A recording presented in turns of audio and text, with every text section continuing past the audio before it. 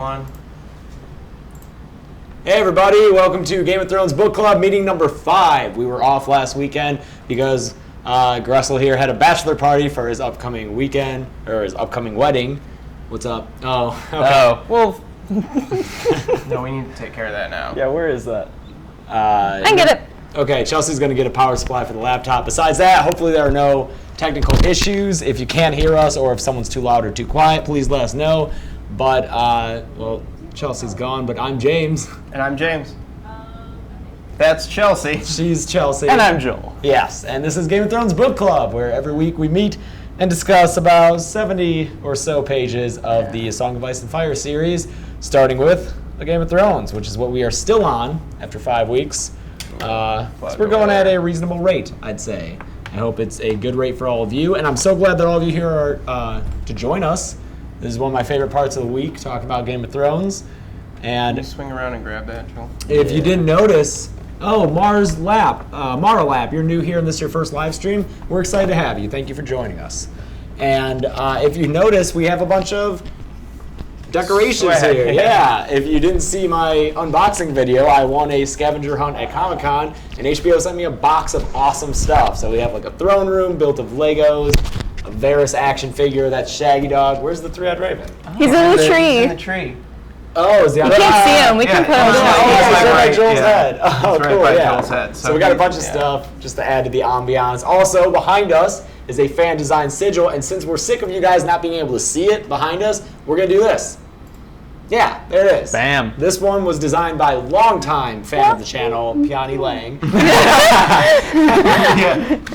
Joel and Chelsea admire that. Yeah. Great. Good. That's an awesome sigil. Thank you, Peony Thank you, Lang. Peony, for Peony. the Peony. However- Peony, like a Peony, flower. like the flower, yeah. Oh, I don't know flowers. She's a good friend of the channel. Ironic. Friend of the Unlike channel. Loras Tyrell. All right, sigil going away for now. We'll fly it in again later. Thank you for the sigil. Yes, if thank you you. would like to send us a sigil, Yes, we're running low on sigils, so please send us some sigils. Just Practical Folks is our house name, and the books is our motto. Everything else is up to you. A lot of people have chosen maize and blue, which is nice because that's our school colors from University of Michigan, but it's also our channel colors, yeah. It's weird because you two are talking and me and we're- Joel were on the outside, and we're just like, Just Yeah. mugging. Hey, Emily Strong, thanks for joining us. Anything else we need to talk about before we get going? To intro, we'll be off again next week. Yeah, we'll be off again what's next week. oh my week. god. Next week. That's right. We're We're gonna. taking Yeah. this guy to Disneyland for the first time. Him and Miss Embodied Hands, his Yeah. fiance. We are taking them to Disneyland and showing them around, and it's going to be a really good time. So if you're going to be at Disneyland next weekend, let us know. Please let us I'd love know. to run into you and say hi. With all that out of the way, let's get going, because I've missed this damn book, guys. I've missed this so much. Starting with Catelyn 5, page 283, if you're using the mass market paperbacks, which is what all of us are reading from at changed this it. point. What? I changed it. Oh, I know. Okay. Yeah. Oh, good. Yeah. Okay, so in this chapter, this is a very short chapter. Not too much happens. They get to the inn at the crossroads. Catelyn Not too much happens. Not too much happens. I mean, Something happens. There's like one a big thing plot happens. line. Yeah. But like, as far as the rest of the chapter goes, it's just describing the inn Yeah. at the crossroads, Catelyn reflecting a little bit. We get a lot of Riverland stuff going on. And it's Catelyn and Roderick at the inn until, of course, they run into Tyrion. So, how do we like this chapter? Where are we? Page 283. Graessle. I like this chapter a ton. I was familiar with the scene in the show, and it was a cool scene in the show, and I liked this better because I got to be in Catelyn's perspective and see the quick thinking she had to do, that she realized this could be very risky, but she felt like she had to defend her family, and having the context of her being in the Riverlands I think is important because she felt of that place. She was comfortable here. She felt strong here. Yeah, this is obviously the incident that just incites the entire War of the Five Kings, pretty much. And a lot of people I know are very angry at Catelyn, perhaps for the rest of the series, just mad at Catelyn for this action. This is the moment that I think a lot of first-time book readers are like, And show watchers. and yeah, sure, are just like, Catelyn's the worst. Everything's her. The common refrain, I think, is everything is her fault. Yes, I think you've said that many times. Well, I used to be big into everything is Catelyn's fault. That was like my whole perspective on the series for the first like probably 3 times I read them, and then the 4th time I read them, though, I realized Catelyn's acting on the information that she has, and it's she's manipulated by Littlefinger. Yes. And even though she's very smart, she does make emotional decisions, and that is her tragic flaw. Especially in regards to Littlefinger, which we'll see more of in Tyrion's chapter that we read a lot more of. Definitely. It does bug me, though, that people act like this is the first domino in that series of events when this is a reaction to Bran, the attempt on Bran's life. Yeah. And I don't understand why so many people overlooked that. She's not just kidnapping Tyrion for fun. I do think it's dumb. Yeah. I especially since she knows her whole family is in King's Landing. I just think, yeah, it was rash. I don't think everything's her fault, because that's ridiculous. But I don't think it was the smartest thing Yeah, to it seems do. very reductionist to be like, everything is Catelyn's fault because of this moment. Yeah. And like you said, reading it from her perspective really gives you the sense that she's not sure of this, but she feels as though she needs to act. Yeah, Go ahead. I was going to say that there's a line when she meets, or when she is not recognized by Jason Mallister on the road, and he, had this look of confidence on his face, and she attributes that to him not knowing fear, and she has a lot to fear. She's lost a lot. She could lose more, and she's acting to protect her family. She's during her reflection, she thinks about the innkeep Masha Heddle and about how she would always smile at Catelyn. And then she gets there, and the smile is not to be had. And at first, I was like, "Is this reflecting like it's a different time in Westeros? Was she happy under the Targaryens?" But then she gets all happy when Tyrion comes in. I think Masha's just a little classist, like probably most people. Yeah, for sure. Absolutely. Yeah, if you're a little lord or a lady, of course it's all red smiles for you. But if you're a dirty-looking girl with her old dad, Yeah, well, I think that's reflected even in the language that George uses to describe the smile when he says her smile was a bloody horror. I think the juxtaposition in the language there is something that's really important to think about. This is a chapter where I think we get a lot of that conflict, the small folk versus the High Lords. And it's through the treatment, like you said, James, of how Catelyn disguised as just a person versus Lady Stark of Winterfell. Like, Catelyn is one of the most highborn people in Westeros. Like, as the daughter of Hoster Tully, the Lord of the Riverlands, and then husband to Ned Stark. Lord of the West, I'm sorry. No, just Lord of the Riverlands, Lord Paramount of the Riverlands. Lord Paramount. She's about as high as it gets. Like, there's 3 women higher than her. And for her to be masquerading just as a regular person, be treated so differently, I think that's something that's really important. As we get into the kind of meat of the series, now that things are starting to progress plot-wise, and it looks like the war is to come, now that the lion and the wolf are at each other's throats or whatever we get later. I like too that this is, I think, the first chapter where we get to see a POV of someone being treated like a commoner, and it just so happens that happens in the Riverlands, and I think throughout the books, the Riverlands is the place in the series where we get to see through the eyes of the common folk, and we get to see how war just ravages that part of the country. And I mean, that's a big running theme of George's, and I think a big reason that George wrote these books is it's to show, that war doesn't exist in a bubble. Yeah. Well, you can even see in her, I think it's here, her descriptions of the Riverlands lords, when she's checking off the Riverlands lords, how the Darys and a couple of the other lords who are sworn to the Tullys aren't that loyal because they fought with the Targaryens at the Trident. Darys and Rygars and Mootons. Yeah. Yeah.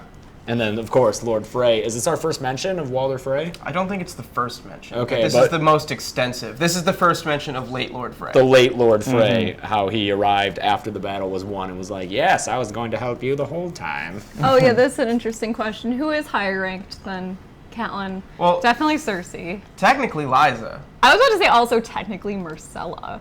Well, sure. Yeah. But yeah, technically Liza, although sure. not so much at this point. Well, she's because- still. Well, who's She's Warden of still- the East? Well, Jaime. in the books. Yes. In the books. But she's still Lady of the Vale. Yeah. You Yeah, know, that's true. Yeah. Especially with her husband dead. With her husband dead. Yeah. Yeah. She's So the same, she's- almost the same rank, but with Jon Arryn gone, she would be. Right. She's more in control. Exactly. Yeah. Yeah. And then, because she would be regent, I guess, of that. yeah, probably not so much a name, but an actual power, Olenna Tyrell. Oh. Yeah. Yes. Like, Olenna runs the South. Yeah, she does. Yeah. Yeah, she does. So, but we don't know that yet. Yeah. I really love Roderick Cassell. I just love him, and I like that he's an elderly knight armored in loyalty. But Yeah. my favorite thing comes on page 287 when Catelyn says that we have to do this guise where I'm your daughter. Yeah. He's like, as you say, my lady, Sir Roderick agreed. It was only when she laughed that he realized what he'd done. The old courtesies die hard, my daughter. Yeah. He tries to tug on his I love missing that whiskers and then he's just looking- yeah. sighs. I with love my exasperation. daughter. He's like, oh, God. He keeps doing that. I like that it's a running thing. Yeah, he's I- like, I really like how, as we're spending more time with Sir Roderick, we're coming to learn that he's not that great. Like, he's a great teacher. Like, he's a great master at arms. yeah, yeah. He's But good if in you the know north. what orders to give him. Yeah. Right. And he's good in But- the north, Yeah. Sure. doing what he's But, supposed like, to what do. we get later in the Tyrion chapter, too, that, like, he's not as capable of a fighter as Bronn, or he's not as capable of a fighter as, like, Sir Barristan. Like, he's good at his job, but he's out of his element, and I think that's important, that Catelyn's guard here isn't, like, some Superman. Yeah. You know? Yeah, for sure. He's like He's of like his place. he's like Exactly. an exaggerated Ned. yeah, he you was know. he was Sure. of the north and shared the Stark views on tournaments. Yep. Like he's just Ned. I know. I love that when he's giving Marillion shit about the like gambling. Like, I love that. Like, the gods frown on the gambler. I love that. Yeah, Marillion gets introduced here. Yep. He is in the show a little bit, but in a reduced role. Vastly reduced. Yeah. Here we're going to see him a lot in this chapter in Tyrion's, and I think throughout the rest of that storyline. Yes. And then he'll come back later on in the series in a larger role. So Yeah. good to know him, good to know his nature, which is obviously very full of himself right now. Just very Opportunistic. young and He clings on. splendid adventure. That's what he's after. Yeah. He thinks life is a D&D game. Yeah. Yeah. I guess we can just get to the big moment. I mean, we get a little bit more about The houses. the houses and the relationships between Like Brackens and Blackwood. Yeah. Yeah. and We have Lady Went as the last of her line. She's the Lady of Harrenhal. right. So that's good to know. The Malisters. I really like the Malisters. Yeah, you love the Like Malisters. I just think that they're a cool, like, as far as the houses of the Riverlands go, I think the Malisters are kind of the most northern. Does that make sense? Like, Yeah. they're very, very, like, They're the northernmost southern house. Yeah. Kind of like the Manderleys are like the southernmost northern house. Yeah, I think the Manderleys and the Malisters are they share a lot of similarities. Don't forget Knighthood's very important to The them. Royces. Don't forget the Royces. The Royces are first men. Yeah. And that's a big deal. But I think that as far as, like, this sense of... Yes. As far as the sense of what? Sorry. Yes, I think Lucy is our direwolf. Honor and... you know what I mean. Sure. Yeah. Do we see... What evidence do we have for that? I'm just guessing we see a lot more of them We later. see more of Jason and Patrick Malister. Yeah, I know we see Jason. Because maybe she's from chapter from now. Bannerman to Rob. Right. Got it. Yes. I just like the way this chapter ends. She And didn't they've know got what eagles as their sigil. That's awesome. Ah. she didn't know what was more satisfying, the sound of a dozen swords drawn as one or the look on Tyrion Lannister's face. That's a great line. Yeah, and it's so sad. Catelyn just hates Tyrion. So many people just hate Tyrion because he's a Lannister and because he looks the way he does. And it's so sad to me because I think in another world, Catelyn and Tyrion would make a cool little team up. You know, if they were friends. They're both. I think they complement each other well. But alas, it's never meant to be, as long as he's an imp and of House Lannister. Luce.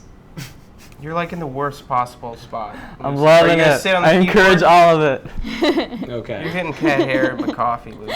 Okay, are we ready to move Damn on it, to Lucy. Sansa No one 2? wants to see your butt. I can't believe it's only the second Sansa chapter. You want to change Yeah. that? And Chelsea, you want to hand me that reserve coffee? Yeah. The reserves. Oh shit. I could use a little warm up if you've got it too. No, I've got it. I can't believe this is only the second Sansa chapter we've I read. love this. I love This is a great chapter. And Oh, this is one of the best chapters that we've read today. Yeah. And for me, by the end of it, I don't see how. I mean, it's a little naive, a little optimistic. I don't see how any Sansa haters can exist after this Where chapter. did my pen go? We're I'm so sure- brought into her perspective I just wanna- that how can you not understand Sansa? How can I'm you sure not we'll get love some her? people in the chat letting us know I'm sure. what issues they have with Sansa. This really was like, because there's so many points in this where it's like Sansa's so smart, Sansa's so like intuitive, like there's so many great moments in here of like all of Sansa's best qualities. Yeah, That- and yeah. also for me, seeing those qualities and also seeing the qualities that are just her trying to be what she's been told to be. And Sure. there's nothing wrong with that, except now the world is different than she expected. So yeah, in this chapter, we finally get to the Tourney of the Hand, which is an exciting event in these books. And we also get Sansa meeting the wisest man in all of Westeros. Oh, Sandor Clegane? No. No, Littlefinger being the meets Littlefinger. creepiest guy Creepiest ever. Littlefinger. This is very Yeah. different. The scene plays out very differently than in the show. In the show, Littlefinger is there whispering into Sansa's ear as kind of her introduction to this. Like we are introduced to a lot of characters through Littlefinger whispering to Sansa in the show. But in the books, yeah, he's just fucking creepy. Well, because in the show, Littlefinger's the one who tells Sansa about how Sandor got his scars. Right. Much more powerful here. Yeah. Yeah, and it starts, it's a stronger start to the Sansa-Sandor relationship, which is crucial, I Yeah. think, to this series. Definitely. Especially because, as I think of course, it's something she discussed in this, the discussion of a true knight Yeah. and what that is. So Yeah. that'll come up a lot here. Of course, the first paragraph, we have Sansa describing things in a very Sansa way. Silk so fine, turning the whole world gold. Splendor, the knights most of all. I really love the line, they watch the heroes of 100 songs ride forth, and it's better than all the songs. She has this frame of reference for her world, and the language that George uses to write her POV is littered with it. Yeah. And I think that that's really important to look at how he writes the point of views and how they're different. It's a great touch to have Sansa use that kind of language to explain the world in which she lives. Honestly, having it be her perspective for this introduction to the tourney is perfect because it's so what she would want, and I just loved being in her perspective. Yeah, she's so into it. That's why she just lists off all these knights. Knights and their sigils. Yeah, it's just like Glowing there's 2 descriptions. pages of descriptions of the knights. We get Thoros of Myr, who we've heard a little bit, or is this the first time we've run into Thoros of Myr? I think This is the first. We've met Oh, Beric really? Dondarrion. Yes. Yeah. But Yeah. not Thoros. Oh, Yeah. I don't know why And I thought Thor he just sounds- already.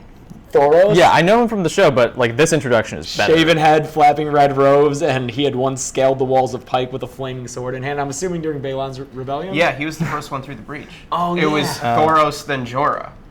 Oh, nice. Yeah, and so like I think it's also something that's really interesting to think about, and we get more of it in Ned's chapter, so we can talk about it then. But when Ned says like war is not something to play at, like you have all these men who are like who Sansa views as these heroes, and they're all just murderers. Like they're all just horrible, like really probably horrible people. But speaking of Thoros, I thought it was really interesting. This chapter and the next like the tourney of the hand is our introduction to the Brotherhood without banners. Yeah. Like we're meeting all of these people and their banners, and then later we'll meet them again without those banners and see the men that they become because of it. Yeah. And so we'll point out a few of those because I think the rest of them are in Ned's chapter. Yeah. When they get name dropped. But right now, Thoros and Beric. Beric, who apparently is a major hottie because Jane Poole pronounces herself willing to marry him on the instant. That's right, Beric. God, I love Beric. He's got a cool sigil too. Yeah, the lightning bolt. Yeah. Lightning bolt. Lightning bolt. In that same paragraph, I wanted to point this out. Yeah. Jane Zoe? Poole confessed herself frightened by the look of Jalbar Zoe. Who's black? Who's She's black. scared of black She's scared of the people. black guy. Yeah, Yeah. Jane Poole. Come on, open your mind. I didn't realize we see him this early. Because doesn't he show up Are in... you thinking of Salvador San? This is a named character? No, that we get I later? swear. The weird Jalbar thing Zoe about shows Jalbar up is later. he's just there all the time and he has no role. Yeah, like I swear Just an he's exiled like prince. around. Yeah, he's always hanging out at court because where else can he be? Yeah. So Yeah. is this the first? I think this is the first the mention of first the mention Summer of it. Isles and Yes. a place where white people are not living. Yeah, yeah. People from the Summer Isles are black people because if you look on a map, it's very far south. Yeah, it Yeah. just makes sense summer geographically. Expanding the world. Yes. I really like his cape of feathers. Yeah. Yeah. Like I think Yeah. that's such a cool cultural kind of touch that they have this. Yeah, I imagine they're these like parrot feathers. Yeah, exactly. Oh, yeah. Yeah, because like later in this feathers. chapter, Sandor says like one of those birds from the Summer Isles. Oh, For okay. parrots. Also on Oh, 295, yeah. Okay. Lothar Brune is mentioned. He's going to become important right now. He's just a free rider. And Balin Swan also mentioned. Yeah. Yes, yeah. So these are just names being dropped that we'll pick up later. All the phrase. All the phrase. Hostine Frey. Yeah. Lothar Brune, by the way, has the most LARP character sounding name. Like out of anyone in the sure. books. Yeah. Oh, Yeah. Leviosa, Jane is not the wokest. What is that What is mean? that? What is What's woke? Yeah. Oh, woke is Woke. like Aware. Like yeah, like like in woke socially to social aware. issues. Oh, like culture. But you know what? Yeah. We around here give Jane Poole a break because Jane Poole is my Yeah. pick for most tragic. Yeah, Oh, no. you don't want to pile on Jane Poole too much right Yeah. now. We'll feel bad. No. We'll give Jane her Pylon. a Jane Poole Pylon. pass. Yeah, that poor Yeah. girl. Also, I think the contrast between her and Sansa is really telling, and I think makes what happens to her later even more tragic. Oh, yeah. Because Sansa's Agree. position is being stronger. yeah, and Jane is just so affected by the violence of the tournament, Yes. and she has to excuse herself. even before Sir Hugh. Like even just in the Yeah. first tilts, Jane covered her eyes whenever a man fell, like a frightened little girl. Yeah. But Sansa was made of sterner stuff. Yeah. Sansa knew how to conduct herself. And yeah, that is before Sir Hugh, which happens 2 paragraphs later. But between that, we have a mention of white-haired Barristan Selmy, who had just won his first 2 tilts against men 30 and 40 years his junior. Always Barristan about his is age. the best. Yeah, he's he's so great. awesome. But he is always framed in terms of his age. Yep. Always. Even later, well, we'll get to it. Well, it's complimentary right now, right? Yeah, but But it's still it's not that he felled these great knights. It's that he beat people younger than him. yeah. You know. Yeah. I love that Barristan always shows up in Sansa chapters because I think there's something kind of bittersweet about the idea that, there is one perfect knightly knight running around in her POV, but he's too old for her, Yeah. Like, that's the one thing that's wrong with him, other than that. And I Yeah. think it's funny too, knowing Barristan's character and his affection for Ashara Dane, and like what we know of Yeah. her as a lady, is she seems very similar to Sansa. Yeah. And I think that there's some tragic kind of like In a timing. Yeah, you and know? like if it were more perfectly timed, Yeah. they would be like the most perfect couple from the songs. But Alas. yeah. Yeah, so Sir Hugh, Sir Sir Hugh. Hugh. Gregor Clegane's first on page, Yes. killing. His life's blood flowed out in slow pulses, each weaker than the one before.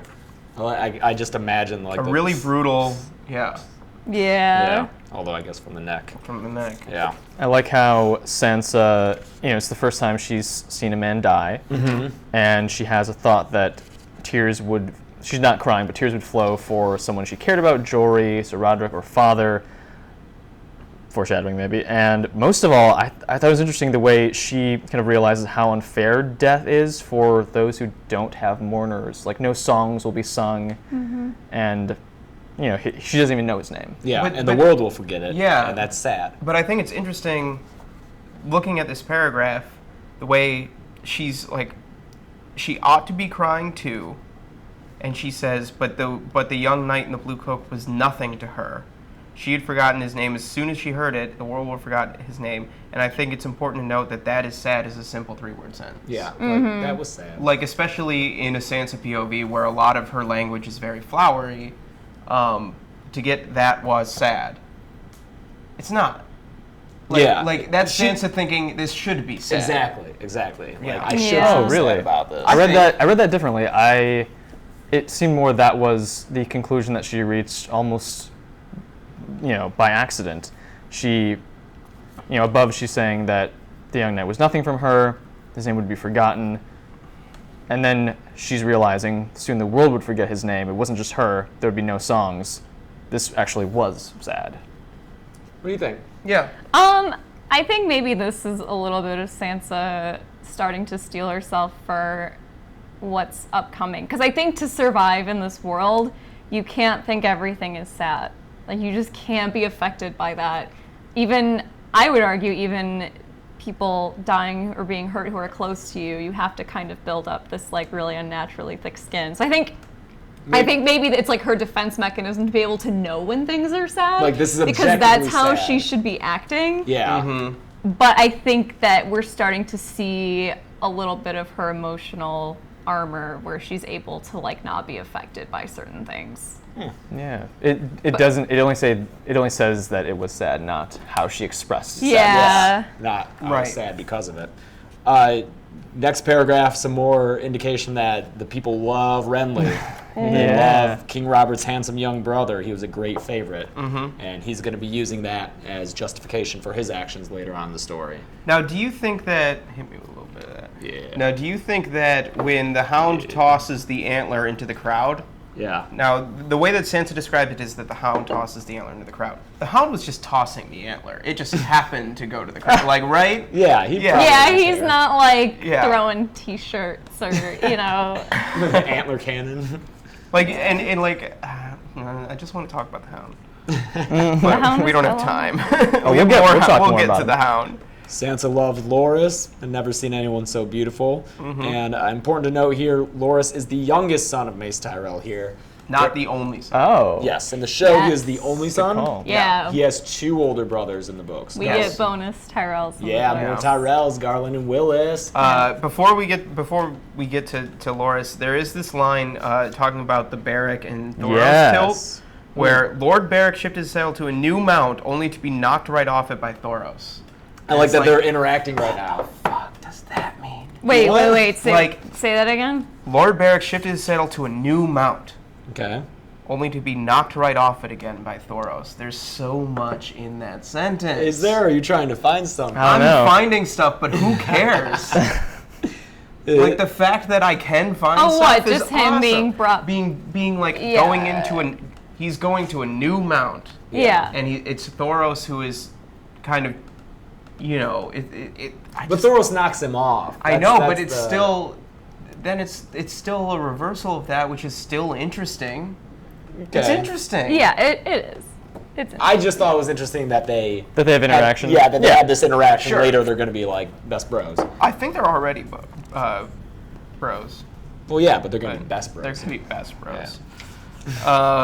The Royces, Malister. Oh yeah, we get a Loras. mention of those runes, those ancient runes on the Royce's armor. Yep. That People does still nothing. we don't know. Okay. Maybe it just doesn't help in playing at war. You Oh. know? Yeah, maybe they get activated by real war. We don't know. There's tons of theories about them. I do like that line. Sir Robar's ancestral runes prove small protection as Sir Loras split his shield and drove him from his saddle. And then we have, when Sansa finally looked up, a man was standing over her staring. He was short, with a pointed beard and a silver streak in his hair, almost as old as her father. "You must be one of her daughters," he said to her. He had green-gray eyes that did not smile when his mouth did. "You have the Tully look." yeah. His eyes that did not smile when his mouth did. They It's like always that is describe that's that. Littlefinger. Yeah. Like that's I've tried to do that so many times. You're close, but that's not a genuine smile, though. I think, like, the difference is that, like, now you're just creeping me out. Yeah, it's scary. Joel can do it. Wait. Before we go past Littlefinger, though, I want to point out the interaction with Sir Loras. When the white horse stops in front of Sansa, she thought her heart would burst, and he gives her this rose, this red rose. It was a very sweet moment, and I kind of, being in her perspective, I felt like I kind of knew what it's like to be given a flower by a knight that you're crushing on, and it was lovely. Your heart fluttered a little? It did. Yeah. Struck dumb by his gallantry. Yes, struck dumb, which is, I mean, Sansa's always afraid of coming off as stupid. Yeah. All right, did you guys find any, I was really looking for it, knowing how this scene plays out in or I guess it's the next day of the tournament from Ned's perspective, but knowing how this scene plays out in the show, I was really looking for interaction between Littlefinger and Renly that would give away Renly's sexuality or something that would hint at that. I didn't find I any. didn't. Oh, Did you no. guys find No, any? the book No. is extremely subtle about Renly. Right, but I know that it's there at some point. Is it not until Clash? Have we not? We've got. I don't think it is.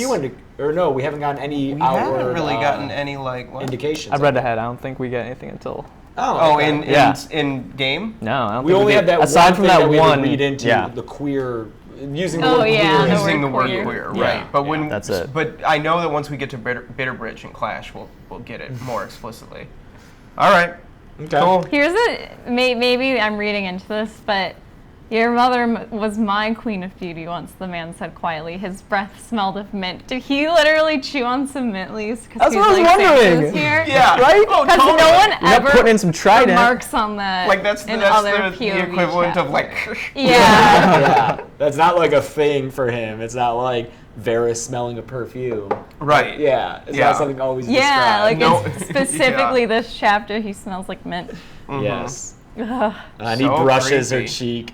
But he and never strokes says on like back. I'm Peter Baelish. No. Like Septim Ordain has Yeah. to be like that's Oh, yeah. Peter Baelish. Like he's just Yeah. like He's so Yeah. overtaken, and then he just remembers himself and leaves. And that's the end of the tourney, and they go to a feast. And speaking Oh, of the Septim feast. Ordain, I just love Septim I Ordain. know. I love just that. loves- Septim she just Ordain loves gets her wine. hammered. Yeah, and I love her and Sansa, and she's always looking out for Sansa. I forget, does Sansa in the books have that awful moment that she has in the show where she's like, "Oh, where are you from? Oh, wait, I don't care." Yeah, I Wait, know. what? I can't remember if that's I don't in the think book. that happens. that would be here, remember right? that. That would be at this feast, isn't Or it? At earlier. This feast? I don't know. She's if it asking Septim Ordain where she's from. Yeah. She's like, "Where are you from?" And she's like, "Oh, well, I come. Oh, wait, I don't care." Oh, I don't remember that. It's a very She's bitchy so moment mean. from Yeah. Sansa in the show. But here, Mordain's always looking out for her and then gets smashed Yeah. and just passes out Summer wine. on the table. And I love that later in the Ned chapter. Yeah, Yeah. like she was ill, Yeah. It's like, yeah, ill. She was hungover. hungover as shit. Oh, Mikey, we'll never get anything from Littlefinger or Varys' POV because they know way They know too too much. much. Yeah, Yeah. as fun as that would be. Oh, and yeah, Sansa really framing things, just justifying how Prince Joffrey can be not horrible. I like that she calls it the awful thing had happened. Like that's how she She's compartmentalizing, which I think is really important to note that as we go forward in Sansa's story, that she compartmentalizes and that she does this where she's not a reliable narrator with her memory, and I think that that's something that you have to take into account for later in the series, things that may or may not have happened to her. So she's reducing the incident at the Trident, at the Ruby Ford, to the awful thing instead of actually mentioning it explicitly. That's going to be something that may or may not be very important later, given where Sansa's story goes. And it might be tragic. Like to read Sansa that way it could be a tragic thing. but Joffrey's being cool again, being nice. Yeah, for the moment. Yeah, He's I just feel like like the prince in the song. Yeah. more than show Joffrey, book Joffrey is better at hiding behind like a human mask. Yeah. And it's harder to see, and it's more dramatic when it comes off. Like she even says he was the soul of courtesy. He talked to Sansa all night, showering her with compliments, making her laugh, sharing little bits of court gossip, explaining Moon Boy's japes. Sansa was so captivated that she quite forgot all her courtesies and ignored Septa Mordain, seated to her left. Yeah, this whole night in this chapter, I loved reading it because I really was feeling Sansa when she's like, "This was the most amazing evening." Right? And it was all I can imagine it's the torches and the food. Yeah. And it'd be and Joffrey's being all nice. Yeah. And But I love that there's just an instant shift though when he's like, "Do you need someone to walk you back to your room, dog?" yeah. And then It's that's nope. Well, yeah. really, the shift happens when that argument erupts between Robert and Oh, Cersei. That's what I thought caused this. Someone in the chat pointed out, because I underlined and question marked something about Joffrey. He had a queer look on his face as if he were not seeing her at all. And this is him reacting to this argument. And this is when he can't keep up the charade of being a gallant knight anymore. And he has Sandor escort her back. And what do you guys think is going on here? Do you think... Isn't it revealed later, I don't think it's a big deal if I mention it, that Robert beat Joffrey? Oh, really? I think Cersei mentions that Robert... I feel like that's familiar. But you also have in the Ned chapter where Robert says, "You don't know my son like I do." That's true. So yeah. I think that's not to excuse Robert course. from beating Joffrey, but I think that Robert has seen the really sinister side of Joffrey. And I think that you can take this, Joel, if you want to. I'm good. Okay. I think that's something that's important to note. And this is definitely not the first. I read it as this is not the first argument that he's seen between Cersei and Robert. No. Yeah, but he's having a very... Yeah, I know. Weird But reaction. I think that's Yeah. because Robert's definitely hit Cersei. Yeah. Yeah. We can all agree that that's happened. Yeah. I just kind of saw it too as maybe it was snapping him back to reality, and he's just all right, I'm done playing with my toy now, referring to Sansa, and it's all right, sure, just, yeah. Yeah. What I thought it was that Robert was here ruining ruining the image of Joffrey, embarrassing him in front of Sansa. Sansa, I feel is there for Joffrey to feel powerful and feel like a lord, and Robert being showing off his own weaknesses would reflect on Joffrey. Yeah. So he's also exercising some control, being able to send Sansa away. Sure. We've been talking a lot about this chapter. Should we get into the Sandor stuff? This stuff is awesome. Yes. Yeah. This starts a whole thing between the two of them, and I like that. It's spare me your empty little compliments, girl, and your sirs. I am no knight. I spit on them and their vows. My brother is a knight. And this is our first peek into Sandor's feelings towards knighthood, which are none too positive. I also really like just after that moment, did you see him ride today? Yes, Sansa whispered, trembling. He was, and she's looking for the word. And the Hound says gallant. I think underestimating Sansa, because I think that Sansa's already looking for a way to not compliment him. Yeah. And she says no one would withstand him. It was no lie. So I think that's Sandor underestimating Sansa a little bit, and I think throughout this interaction we get where he kind of learns that Sansa can take it. I think that's part of the reason why he reveals himself to her. Because I think he sees he sees the strength in her. Yeah, but she needs a little bit of help to be stronger. Yeah, for sure. Yeah, I like the callback of the Summer Isles, the birds there, and the idea just of socialization in Westeros, like a pretty little talking bird repeating all the pretty little words they taught you to recite. And yes, that's what Sansa has aspired to be, and to hear that it's wrong has got to be a shock for her. Gregor's lance goes where Gregor wants it to go. And then I think page 303 is worthy of a reading, the revelation of what happened to the Hound's face. Anyone want to do that reading? I can do it. I don't know where you want to start, do it? though. I think start at His laughter was... most of them think, I think. Yeah. Oh, sure, yeah. Okay. Yeah, so this is what happened to Sandor. This is what happens to Sandor. All right. Most of them, they think it was some battle. A siege, a burning tower, an enemy with a torch. One fool asked if it was dragon's breath. His laugh was softer this time, but just as bitter. I'll tell you what it was, girl, he said, a voice from the night, a shadow leaning so close now that she could smell the sour stench of wine on his breath. I was younger than you, 6, maybe 7. A woodcarver set up shop in the village under my father's keep, and to buy favor he sent us gifts. The old man made marvelous toys. I don't remember what I got, but it was Gregor's gift I wanted. A wooden knight, all painted up, every joint pegged separate and fixed with strings so that you could make him fight. Gregor is 5 years older than me. The toy was nothing to him. He was already a squire, near 6 foot tall and muscled like an ox. So I took his knight, but there was no joy to it, I tell you. I was scared all the while, and true enough, he found me. There was a brazier in the room. Gregor never said a word, just picked me up under his arm and shoved the side of my face down in the burning coals and held me there while I screamed and screamed. You saw how strong he is. Even then, it took 3 grown men to drag him off me. The Septons preach about the 7 hells. What do they know? Only a man who's been burned knows what hell is truly like. Yeah. Yeah. Love it. Love that reading. Yeah, and I like, too, that the thing he wanted was a knight. Mm-hmm. Yeah, exactly. Yeah. That feeds into this whole issue. Like, obviously, when he was young, if the toy that he wanted was a knight, he probably wanted to be a knight. I really think it's important when we talk about Sandor Clegane that he does want to be a knight. He wants to be Sir Barristan, I think. I think that he wants to represent the ideals of what knighthood should be. But this experience completely tainted that for him, and he doesn't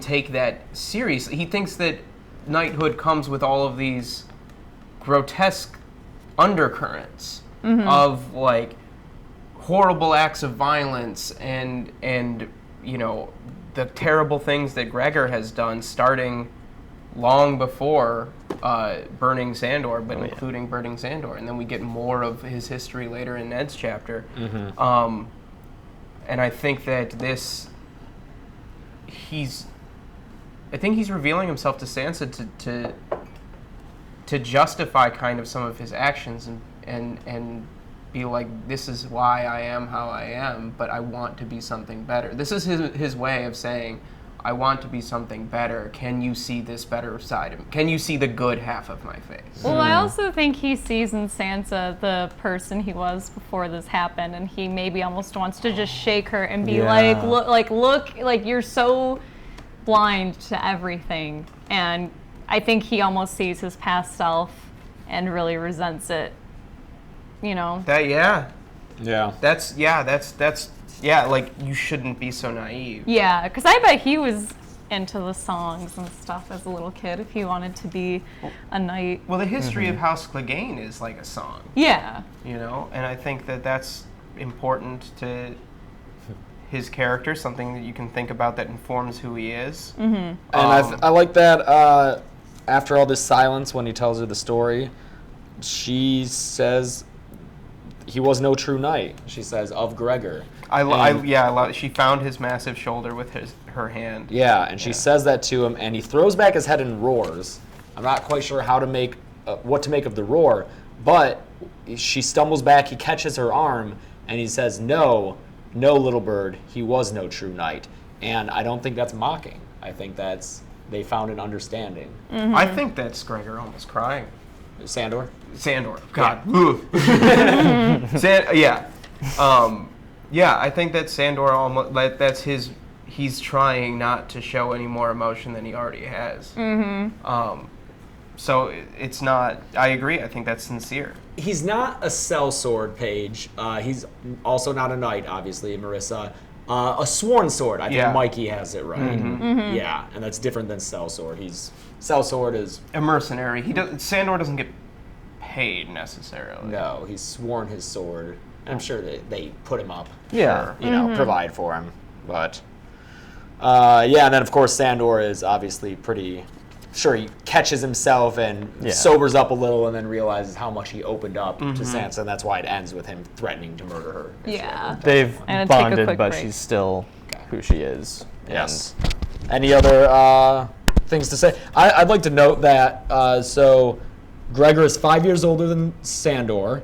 who was 7 or 8? 7, no, 6 or or maybe 7. 7. So that means Gregor was like is 11 or 11 12, or 12, 6 feet tall. 6 feet tall and muscled like an ox. Like Gregor suffers from gigantism. Gigantism, yeah. Yes, that is pretty established among the fan base. There's a little bit more evidence of it later when we get to learn a little bit more about Gregor.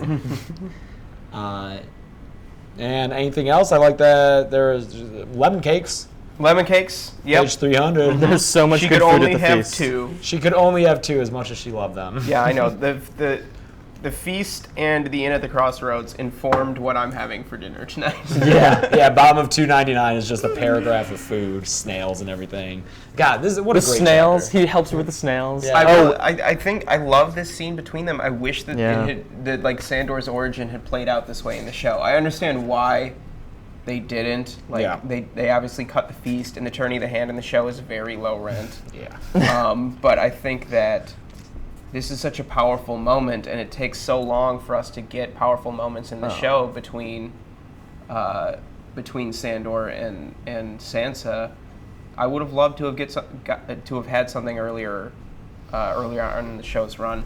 I think I can see why they sacrificed it, since it's going to be more a part of season 2.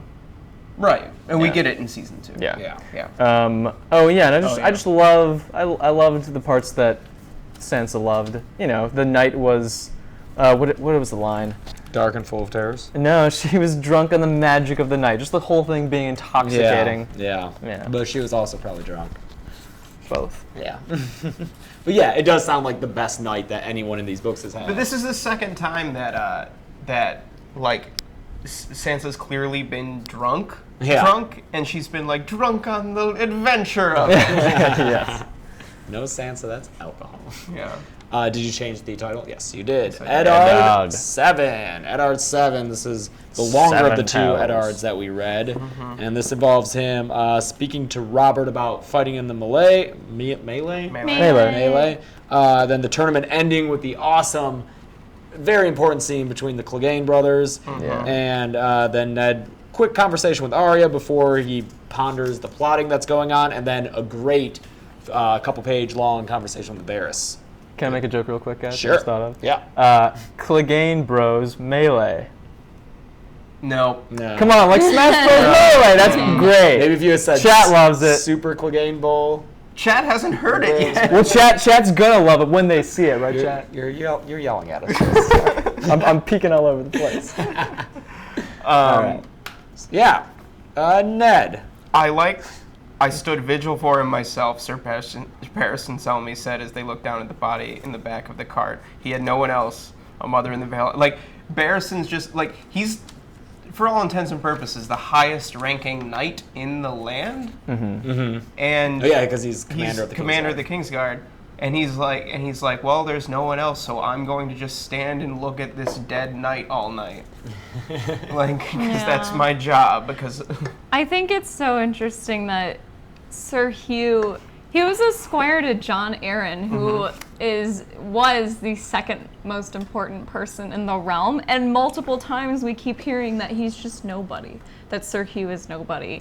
And like, for a squire to the second most important person in Westeros to be nobody, I think really emphasizes how anyone beneath that, like, there's just so many people beneath that just mean nothing, you know? Like, how I think it's important to realize how few characters in this series are actually important people. Yeah. And you realize how fucked over everyone else gets by this, like, handful of people. Well, I think when you talk about the knightly class, too, in Westeros, everybody is so distinguished by their deeds. Like, even Jaime Lannister was nobody until he distinguished himself in the God damn it. Kingslaying? No. What's the fight in the Kingswood where he killed? Wood? No. No. When he learned his spurs, where he killed a bunch of people. Oh, Kingswood Brotherhood? I don't know. Oh, yeah. It doesn't matter. Yeah, sorry. My point is that even Jaime Lannister, who was heir to Casterly Rock, was nobody until he distinguished himself in battle. So the fact that Sir Hugh was knighted only because Shaggy wasn't on screen. It wasn't, it's because Lucy's butt was there. Because, like, Sir Hugh was knighted only as, like, a favor. Yeah. Yeah, he's no one. That's a great point, Chels. Get our introduction of, I like the line, war should not be a game. It's just very... I really love informative none of that. us is ever ready for knighthood, for death. Yeah. Yeah, of course, Barristan just frames everything in terms of knighthood. Yeah, Like, and Ned has all this, like, dark wisdom. yeah. Yeah. He paid yesterday, and he paid dearly. It's like, God damn it, Ned. War should not be a game. Like, every single one of these things is just like, it's all winter is coming. Yeah. It's all winter is coming. In so many words. No, not the Brotherhood without banners, Mikey. There's a different... Yeah, I went deep, and I wasn't ready for Jamie it. Kingsguard. This is like This is before World the of Ice and Fire Yeah, stuff. okay. They're This even is- more based on Yeah. Robin Hood's Merry Band brothers than the Yeah. Brotherhood without banners. Yeah, it's crazy. Lancel. First in the house. Lancel, yep. Lancel and some other cousin. Oh no, this is a question I had just for clarification of book stuff, show stuff. Yeah. So there are brothers besides Tywin and Kevin who are dead. There's one brother besides Kevin who is dead. Okay. And then is there any Garrett? other- Is it Garrett Lannister? I can't recall. I'm not And gonna then there's pretend a sister, Okay. Oh. and the sister is married to a Frey. Uh-oh. Yeah. So Tytos Frey, who we met in the Sansa chapter by name, he was mentioned. Right? It's I can't recall. Theos Frey. a We'll lot of meet Freys. him But it was later, and a Lannister name? He's the son of that Frey and the Lannister. Interesting. But yeah, so there is Tywin's sister? yeah, Tywin's Yeah. sister. Oh, who's awesome. She is I awesome. miss her. She's Yeah, not in the she's show. not in the Oh, show. we're gonna She's see cool. her Yeah, eventually. we meet now. her. She's later, pretty and cool. She's She's just like- she's no nonsense. She's like an Olenna type. But that Yeah. Lannister Frey alliance is good to know for what Yeah. happens later. Like James, others- you're plussing. Oh. But yeah, there's a brother who's dead, and that dead brother is important to Tyrion's character. Okay. Yeah. Yeah. More Ned calling out Robert on shit. It was like, it's not their fault you're too fat. And I love Robert's rage being described sudden as a storm. His Yeah. laughter sudden as the It's storm. from the Stormlands, Yep. the Storm And Kings. I love the breastplate stretcher because what's like what the modern Funny. equivalent's what like the headlight fluid isn't that like a Oh, thing? Yeah, something like that. Yeah. And I I love didn't even realize that in the books he sends them to a specific person. Yeah. Like kind of like, oh, I hope Sir Aaron has the sense to send them to somebody else. Yeah. Like Yeah. it's like a thing that like. I feel like it's like hazing. Like Yeah. this is, like all these knights had to do some shit like this when they were squires. after like that happens and they're all laughing, it says even Eddard Stark managed to smile. Right. And then later it says the same thing. It says like, oh yes, 311 when there's like Yeah. someone's telling a story about a food fight. He's like even Ned smiled remembering. Yeah. And it's not until 313 when Littlefinger's talking about losing all his money that it just says Ned smiled. Yeah. Before that, it's just like, even Ned somehow managed to smile. But that's like, Littlefinger, I might lose my money. Yeah. I love in the scene in the tent with Robert that Barristan is there, and that Barristan is the one who first has the sense to use Robert's pride against Yeah, him. that's Barristan knowing that. Barristan's Yeah. so in tune with this man that he's pledged his life to protect, and I think that that's something really important to know about Barristan going forward, and the fact that Ned didn't pick up on that Ned's first instinct was to appeal to reason, and that is not how you get to Robert Baratheon. No. Ned's not one for knowing the Things. strengths and weaknesses of other people and then using like social intelligence to get at them. Yeah, he just assumes that everyone operates on the same baseline of like reason. And yeah. God damn it, Ned. And I just like that this is Ned and Selmy being bros. They're in it together. So like, Yeah, for sure. Like Yeah. these two are peas in a pod. for sure. Like Yeah. Ned has mentioned before that Selmy's the only one on the King's that he Council likes, yeah.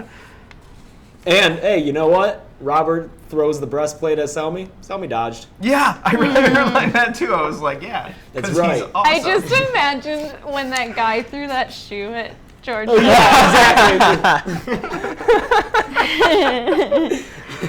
Who throws a shoe, honestly? Oh, I underlined drink. Your king commands it. I I wonder how many times in these books Robert says your king commands it, and how many of those times have to do with like drinking or like other just like relax, fraternal like things. sit down. Yeah, just like bullshit. Playing a good game of King's Cup.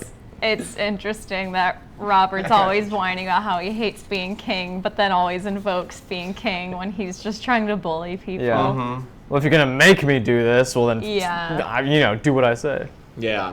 Oh, and he says that Ned or Jon should have been king. Yeah. But Ned says you had the better claim, your grace, and they don't expand upon this like I thought they would after reading that line. Baratheons and because at some point they do. Yeah. They will, yes. But Baratheons are cousins to the Targaryens. So in reality, Robert is king because he rebelled and won the rebellion. Yes. But they justified it to the realm afterward by saying, he's technically a Targaryen, kind of. yeah, he would be next in line. Yeah. Like if you go back and if there wasn't a war and all the Targaryens got wiped out, they go to the Baratheons next. Yeah. And then was it probably the even Valyrians? was it even later that they sold it because Ned had such a better cause to rebel given his father and his brother, but I think that being able to call it Robert's Rebellion and sell it to the rest of the realm as they are connected to the Targaryens might have been appealing to get houses on their side. Well, it was to get the southern houses because the Starks are so separate from the rest of Westeros that and there's a whole southern ambitions theory which is really interesting that we don't have time to get into now. Okay. But we'll talk about that at another point, I'm sure. Southern ambitions. Mighty me. Warring and whoring, that's what I was made for. I think if you had one line to describe Robert, I think that'd be it. Yeah, I the love two the W's. idea of the sellsword king. Right. Yeah. I wish that could have happened for him, except I like the detail that he knows what Joffrey is and knows how he would be with Cersei there. Yeah. Yes. The thought of Joffrey on the throne with Cersei standing behind him, whispering in his ear. Like, this is the only insight that Robert has is like, this would be bad. Yeah. You don't know him as I do. Like My son, how could I have made a son like that? My son. He keeps saying that. Yep. And How could he have? yeah, I don't know. Maybe he couldn't. But I like that at the bottom of that page, you never could lie for love nor honor, Ned Stark. Not knowing that Ned has been lying for honor this whole time. Yeah, And for love. 17 years. Yeah. And probably For more for both. love. Yeah. More for love. Love. The end of this little section at the top of 311 is when he's talking about Renly says he has this sister, a maid of 14, lovely as dawn. Renly trying to hook Robert up with Marjorie. Yeah. The first indication was when he showed Ned the locket and was like, isn't this like Lyanna? And then we'll have it. It's like how you always say. Yeah. Introduction with that. They hit on it again. And then in the Arya chapter is when it's like just made explicit. Yes. And we get that here too with how could I have made a son like that? Yeah. This is classic George mystery writing. Yeah. Yep. I just want to point out that when Robert gets in a good mood, this whole paragraph is just him talking to himself. He's talking about, you know what, we're gonna make this rain work. Fuck those Lannisters. I smell bacon. Who's gonna win today? Well, this guy or that guy. You know what? The Loras has got this girl. The Tyrells. Yeah. ... They broke their fast on black bread and boiled goose eggs. And then, It moves on. And then I love that then it comes back at had given John a barrel of oranges. Remember, like he was talking this whole time. Oh my and it God! gets to just barrel of oranges.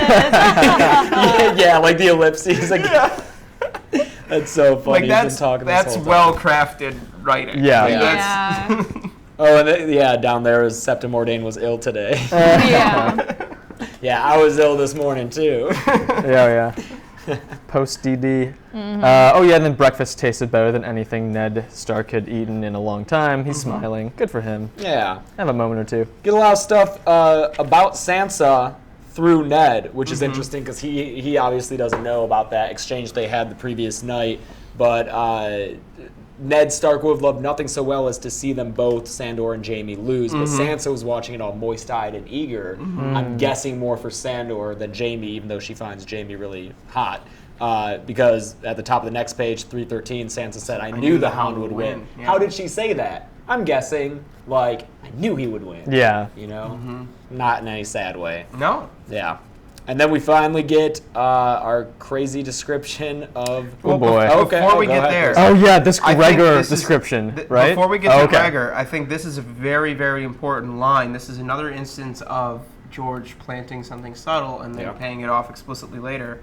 When Littlefinger loses and Renly says, or when Renly loses and Yes. I pity the imp is not here with us, Lord Renly said. I should have won twice as much. Exactly. And that was when the Hound beat Jaime. Hound beat Jaime. So Renly's insinuating that if Tyrion had been there, Tyrion would would have bet on Jaime. Yeah. And this obviously conflicts with the story Littlefinger told them earlier. And it's so well known that Renly's just like, oh, if Tyrion were here, I definitely would have won twice as Yeah. much. Like, this is such an established thing amongst these men. Oh, Ned. This is Ned's chapter. He Yeah. heard that. He heard that. that. Should have binged right in a little light bulb, a candle. No light bulbs for Ned. And someone earlier said Ned does have a sense of humor. It's just very dry. He does, for He does, sure. it's very I don't dry. think any of Yeah, us are yeah. saying he doesn't. No. But I think I really enjoy Ned's sense of humor. Like Yeah, it's when great. he has a lot of really funny kind of dry jokes, and I do enjoy that. But I didn't even pick up on that. Hey, Katie. I pulled a Ned. I didn't even think like, oh yeah, Oh, we talked about that, didn't it's we? inconsistent. Yeah. yep, then we get Gregor, Gregor, huge, the Oh, biggest, my God. huge, the biggest man. The biggest. biggest man. I got the best sellswords. Sworn swords. Swords. Sorry. Yes, being compared to Robert Baratheon and his brothers who are all big, and the Hound. Which I thought was an interesting description because I never think about Stannis as being big. Or No. Renly. Renly, When you think of the show, Renly, Renly. he's described in the books as being like a young Robert, so you Yeah. get a sense that he's a tall guy. No, but I that's- never think about Stannis as being a tall, big, Yep. imposing guy. Looks like the Baratheon bros all are, as well as the Hound, obviously, and Hodor dwarfs all of them. Yes. And then the mountain, close Oh to my 8 feet God. tall. Yeah. 8 That's feet. not even. 8 feet is a foot taller than a door frame. Just Yeah, for a frame of that's reference, crazy. door frames are typically 7 feet high. That's. I mean, it says he was. Joel's looking over. I at was the door. imagining him I know. I'm busting looking through too. that. I'm looking Like at a it, foot like, Well, to be taller fair, than- it says he was well over 7 feet tall, closer to 8, probably like 7'7", 7'8". Yeah. But Oh, But man. still, that's insane. Like- That's insane for a human being. That's crazy. Yes. Pink Machi Princess. Littlefinger said that Tyrion had bet against Jaime. Yep. And And that's that's how he how he lost the dagger. Yeah, Yeah. and that set off Catelyn and Ned. Yeah. Yes, Gregor does not live at court. He seldom leaves his own lands. Yes, this whole history of him. Oh, it's terrifying. It is terrifying. First, we get that Gregor had dashed the skull of baby Aegon Targaryen against the wall and had raped Elia. So that's like things that he did maybe under orders. But then even his history is... But let's not forget that he did this at 17. yeah. Yeah. Yeah. That's horrific. And then before that, he's to be married for the 3rd time. Yep. What happened those first his two? like mysteriously yeah. disappearing wives and servants. And Servants his mother disappear. and father. Dogs are afraid to enter the hall. Even though his sigil is the Hound's. And then, sister died. Obviously the fire with the Hound, and then the hunting accident that killed their father, which conveniently he inherited. Like, Gregor killed their family, and as soon as he offed the dad, Sandor was like, nope, I'm out Yeah. of here. And that really, this is the chapter where Sandor is changed. The first half of this Yeah, book, sure. Sandor is set up as the bad guy. Yeah. He has the thing with Micah. Micah. He's disfigured. He's Yeah. Joffrey's pet hound. But this, between Sansa's chapter and this chapter, we learn more about Sandor, why he is the way he is, and we're introduced to Gregor, The who bigger is bad. the much bigger bad. And Yeah. this is a very loose connection, but Gregor, or the description of like the Clegane estates in this chapter reminds me of like the Lady Bathory, do you know? Where like it's this woman who, I think it was in Russia? I'm probably wrong, someone will correct me, but she was the lady who like rumored she bathed in virgin blood, and she like like that's Russian. the whole town around her knew something was up because like young women just like disappeared and servants disappeared and all these people disappeared. And this is a real thing? This is a real Yeah. thing. This really happened. And Yeah. I thought of that on this reread, just like this scary lord of an estate and like all these mysterious disappearances. Yeah, I mean, not surprising if he was informed by that. That's what George always does. And more so than the show, this is able to paint. Hungary. It was in Hungary. It was Hungary. Oh, thank you. I know it was Eastern Europe. Yes. Yeah, I mean, he's just in the show, he's terrifying, but not on this level. Yes. You just know that he likes to go and fight, but this is scarier. Like, we still get the cutting the horse in half thing. Oh, God, but yeah. the backstory is what makes him truly frightening. Gregor is maybe the most evil character in the series. Yeah. Oh, we get like singularly evil? Yes. Ramsay? Ramsay's up there, for sure. It's hard to say. At that point, I don't think you can't rank them. You pass a point where it's like, okay, you're just fucking evil. Euron. Euron's pretty bad. pretty evil. Yeah, but, well, he's up there. those are the big three. To your pattern, Graessle, that you like to point out, I just want to mention that a hunting accident killed their father. And the implication is that someone killed the father on the hunting accident. Oh, yeah. For sure. Yeah. And yeah, I think, if I were still a English student, this would be a paper. I would be like instances of foreshadowing the Song of Ice and Fire. I just want to say I love that I knew someone in the chat would know a lot about Lady Bath 3. Yeah, that's Because I know awesome. our viewers, and it makes me really happy. Yeah, Hell yeah. Turn a page. It is easy to follow. If you don't want to keep track of all the minor characters, you don't have to. First time we read it, you just pay attention to the main stuff. And then if you want, you can listen to podcasts, you can read forums, and learn all the nitty gritty of which that's what makes it so great. Yeah, part of enjoyable. our motivation in doing this book club is to try to get somebody like you to read the books. And if you are kind of confused, we're here to try to Sherpa you along. I still get confused. There's so much. There's a lot. Hey, Sarah. Sarah. Hey, Sarah. In the chat. Sarah. Hey, Sarah. Yeah, I like that idea about aggression versus like calculated sociopathicness. Yes. Yeah, that's an important distinction, especially because I don't think we ever. Like, Gregor has, 8 words that we ever hear him speak. Amazing. It's like, sword, Like- my sword. like this. Yeah, right. So yeah, he has the joust with Loras, who uses a mare and heat, which Barristan doesn't approve of. But then they have that whole scuffle, and Sandor. Barristan's like, asterisk. And then, yeah, Sandor saves off Loras. Oh, yeah. Oh, yes. Something- Gregor kills Yeah. the horse with a single blow. Well, hold on. Oh yeah, okay, it is in this chapter. So something I love about the books is how George describes these outfits that would never translate to the show because they would look so ridiculous. Loras's? Sir Loras yeah. Tyrell was slender as a reed, dressed in a suit of fabulous silver armor polished to a blinding sheen and filigreed with twining black vines and tiny blue forget-me-nots. Across the boy's shoulders, his cloak hung heavy. It was woven of forget-me-nots, real ones, hundreds of fresh blank. That would look so insane because there'd be flowers everywhere. And he's all covered in sapphires. And Yeah. then I think later they described Tywin's armor, and he has lion heads lion on his heads, shoulders. yeah. Oh, yeah. It would just never ever translate. Yeah, why does the crowd gasp at the sapphires? Is it just 'Cause like it's it's pretty? awesome. Okay, Yeah. okay, I wasn't Yeah. sure 'Cause if it's that so was- amazing. It's such an ostentatious display of wealth too. Yeah. Yeah. And it's so much more subtle. It's so much more subtle than the Lannisters. Just everything's gold. Look at my gold. Yeah, the gold is classy. I like how we've just converted into a Trump voice whenever we want to do like an idiot voice. Yeah. Yeah, I just love Gregor's descriptions. Boiling to his feet, dark with fury, pivoted in wordless fury. And I love the description of the fight. Thrice, Ned saw Sir Gregor aim savage blows at the Hound's helmet. Hound's head helmet. Oh, yes, the Hound's head helmet. Yeah. Yet not once did Sandor send a cut at his brother's unprotected face. Now- This is Sandor being a true knight. Yeah. Which I think Besides, well, go ahead. oh, I was just gonna ask. Besides the fight with the others in the beginning and Joffrey and Arya and Micah, is this the first full-on fight? Sword fight? Yeah. Oh God, it might be. Yeah, because, things aren't crazy yet. Yeah. Things are just peaceful realm right now. So you might be right. Stuff in sparring yards doesn't count. Yeah.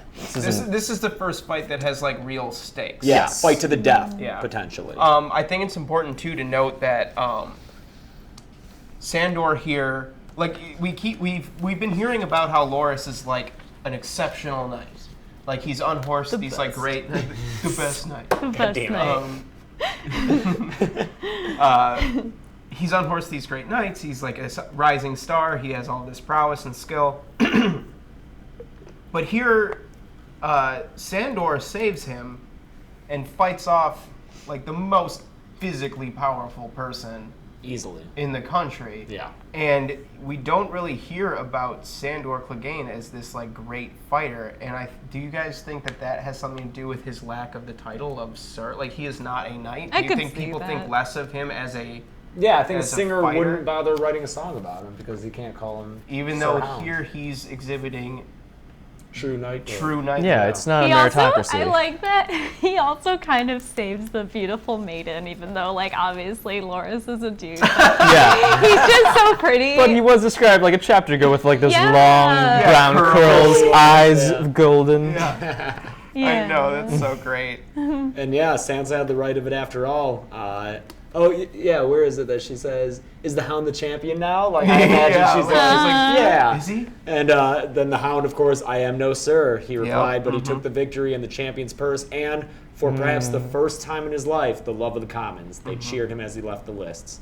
That's nice. It is nice. Yeah. I wish it's one of those. The Hound is one of those characters who I would kill to see inside his head, like the Hound's perspective. Oh, What's he that would thinking be of? awesome. Hound POV. Yeah, like he's just one of the best That'd be secondary dark. characters. Yeah, like- be so bitter. Be like a BoJack Horseman episode. And yeah, Barristan not down with the tricks. Yeah. Oh, but here, With kids. after that, Anguy shows up. A boy named Anguy, Yes. who is Wait, what? a commoner from Okay. the Dornish Anguy. Marches. He wins the archery competition because he's fucking awesome at that. And apparently, Balon Swan almost won the archery, and he did pretty well in the joust. Yeah. Like Balon Swan, he's a jack of all trades, master of none. Yeah. Poor guy. But he's talented, but so is Anguy. He's so talented that Ned sends Alan to seek him out and get him on the guard, but Anguy's like, nah, I'm good. Yeah. And Anguy's going to come up in later books. He's in the Brotherhood Without Banners. That's why. That's why earlier Graessle was saying how the Brotherhood all meets here. Yeah. At the and they're not in the show because you can't do that in the show, but it gives an explanation of why the Brotherhood Without Banners is all these super talented fighters and archery guys. It's not random that they're all together. They came to King's Landing for this tournament, Yeah. and then Ned sends them out after the mountain. Ned sees them in the tournament and knows kind of who to pick, who he can draw from, if not his own men. Yeah, so he's like, go do this, and on that journey, they become the Brotherhood. So, God, I love the Brotherhood. They're And we get the awesome. Brotherhood with Thoros winning the melee. Yep. Shaved head, flaming sword. Yeah.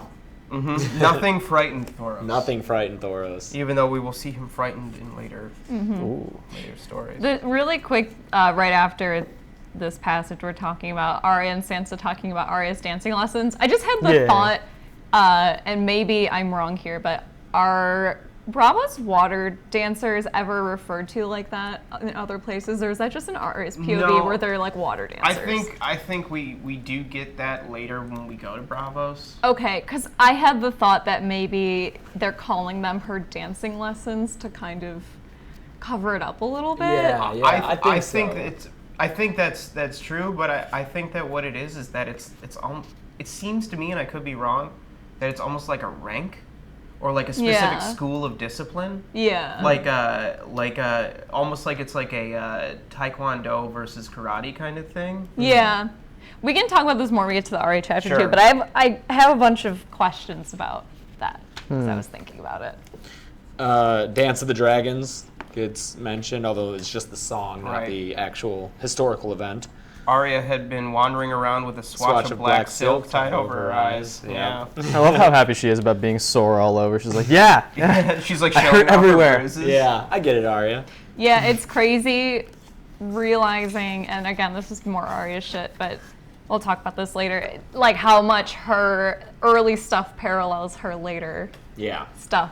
And I just never really picked up on that before. Her story, maybe more than anybody else's, is so like Circular. yeah. Yeah. And more contrast between her and Sansa. He puts them both to bed. Sansa with her dreams and Arya with her bruises. Mm-hmm. Yeah. Oh, and he's looking into Littlefinger's Where's window. that line? This I is- want to underline that line. Oh, I missed 318. that. Sansa with her dreams and Arya with her bruises. Oh yeah, that's really nice. Yeah. That's really nice. And then, so yeah, he puts them to bed, and then he just sits there and thinks. Ned's trying to figure this out. Yeah.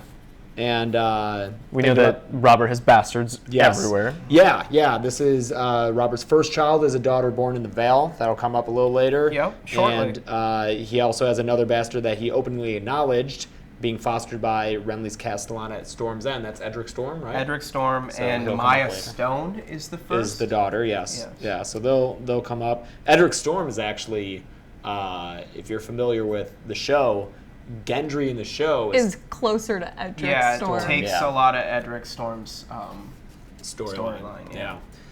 And then But it says that he acknowledges Edric Storm, but doesn't he acknowledge Maya Stone as well? Like, he went and visited her, and he says long after he had lost interest in the mother. Mm-hmm.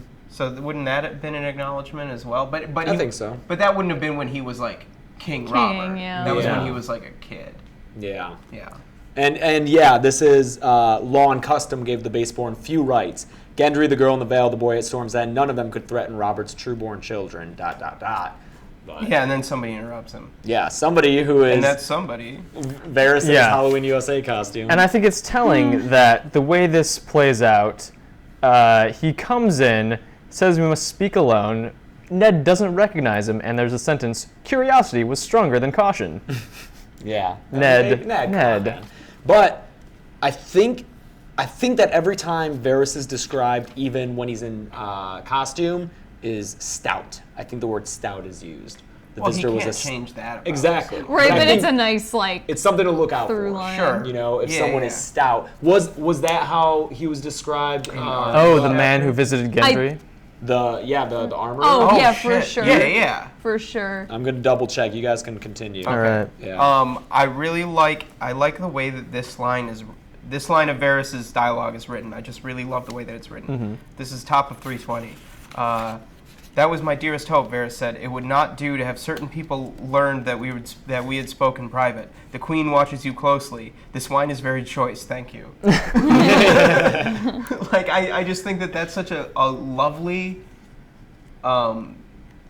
piece of writing. The fact that he it's a great way of writing dialogue.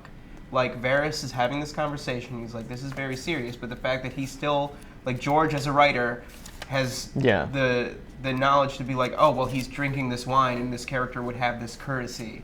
Yeah. Like, like, here's all this stuff. Also, thanks for this wine. Yeah, like, I think that's a huge difference between good writing and okay writing. Like details like that, I think, elevate this story above a simple plot-driven kind of thing. Like, that's a detail that you can pick out that is textual evidence of how this is good, right? Like, right? I mean, yeah. And I found the passage, page 282, Tobo Mott talking to Ned about the guy who paid Tobo Mott for Gendry's apprentice fee. He was stout, round of shoulder, not so tall as you.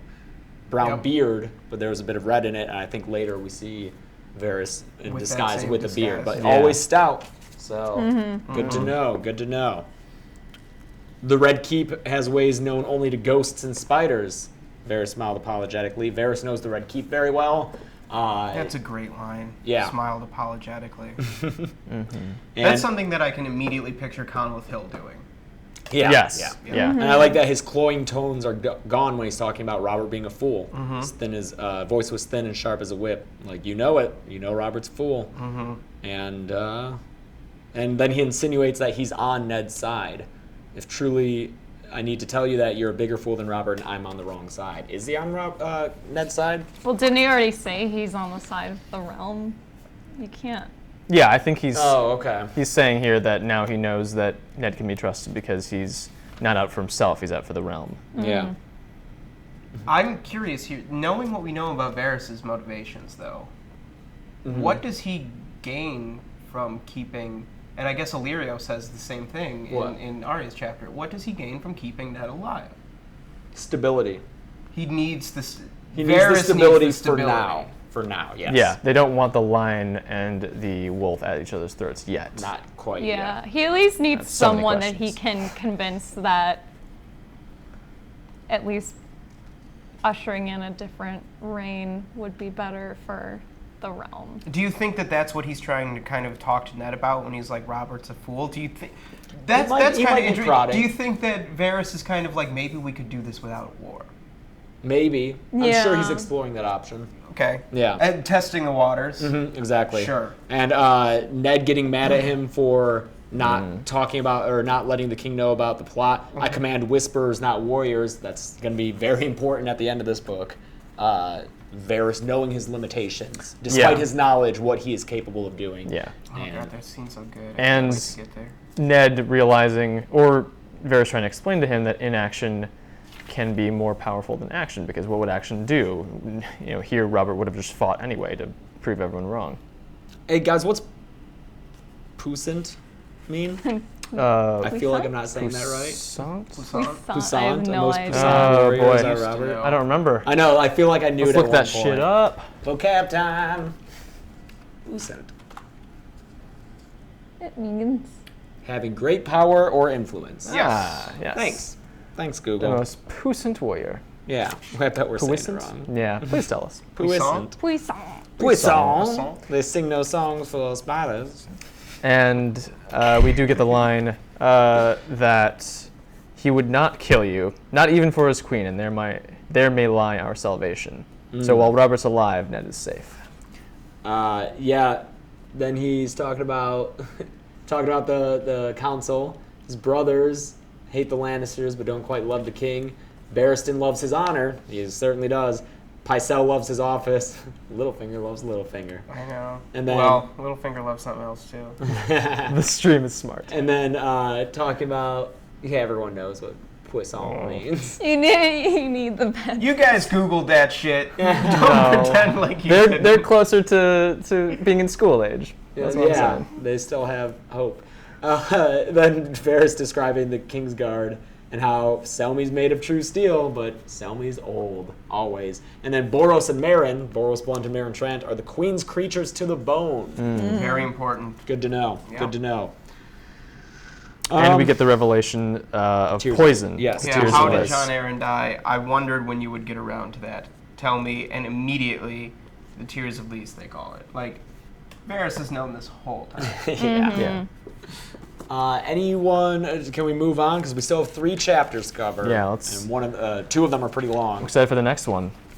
This I one's liked. cool. I liked this. all of the I rest think of them. if the last one was our first real sword Playing fight, at we get war. our first battle. Yes. For sure. Yeah. Anything else about this Ned chapter? It's just another chapter of like, Ned's Mystery. kind of dumb. Oh yeah. And yeah, but this is Game of Thrones, the mystery novel. I love it. I love it I love too. Game of Thrones, the mystery novel, and we lose it. I think after this first Oh, book. we do. Yeah. We do. And But- I miss that aspect of it. And I love Varys and Ned.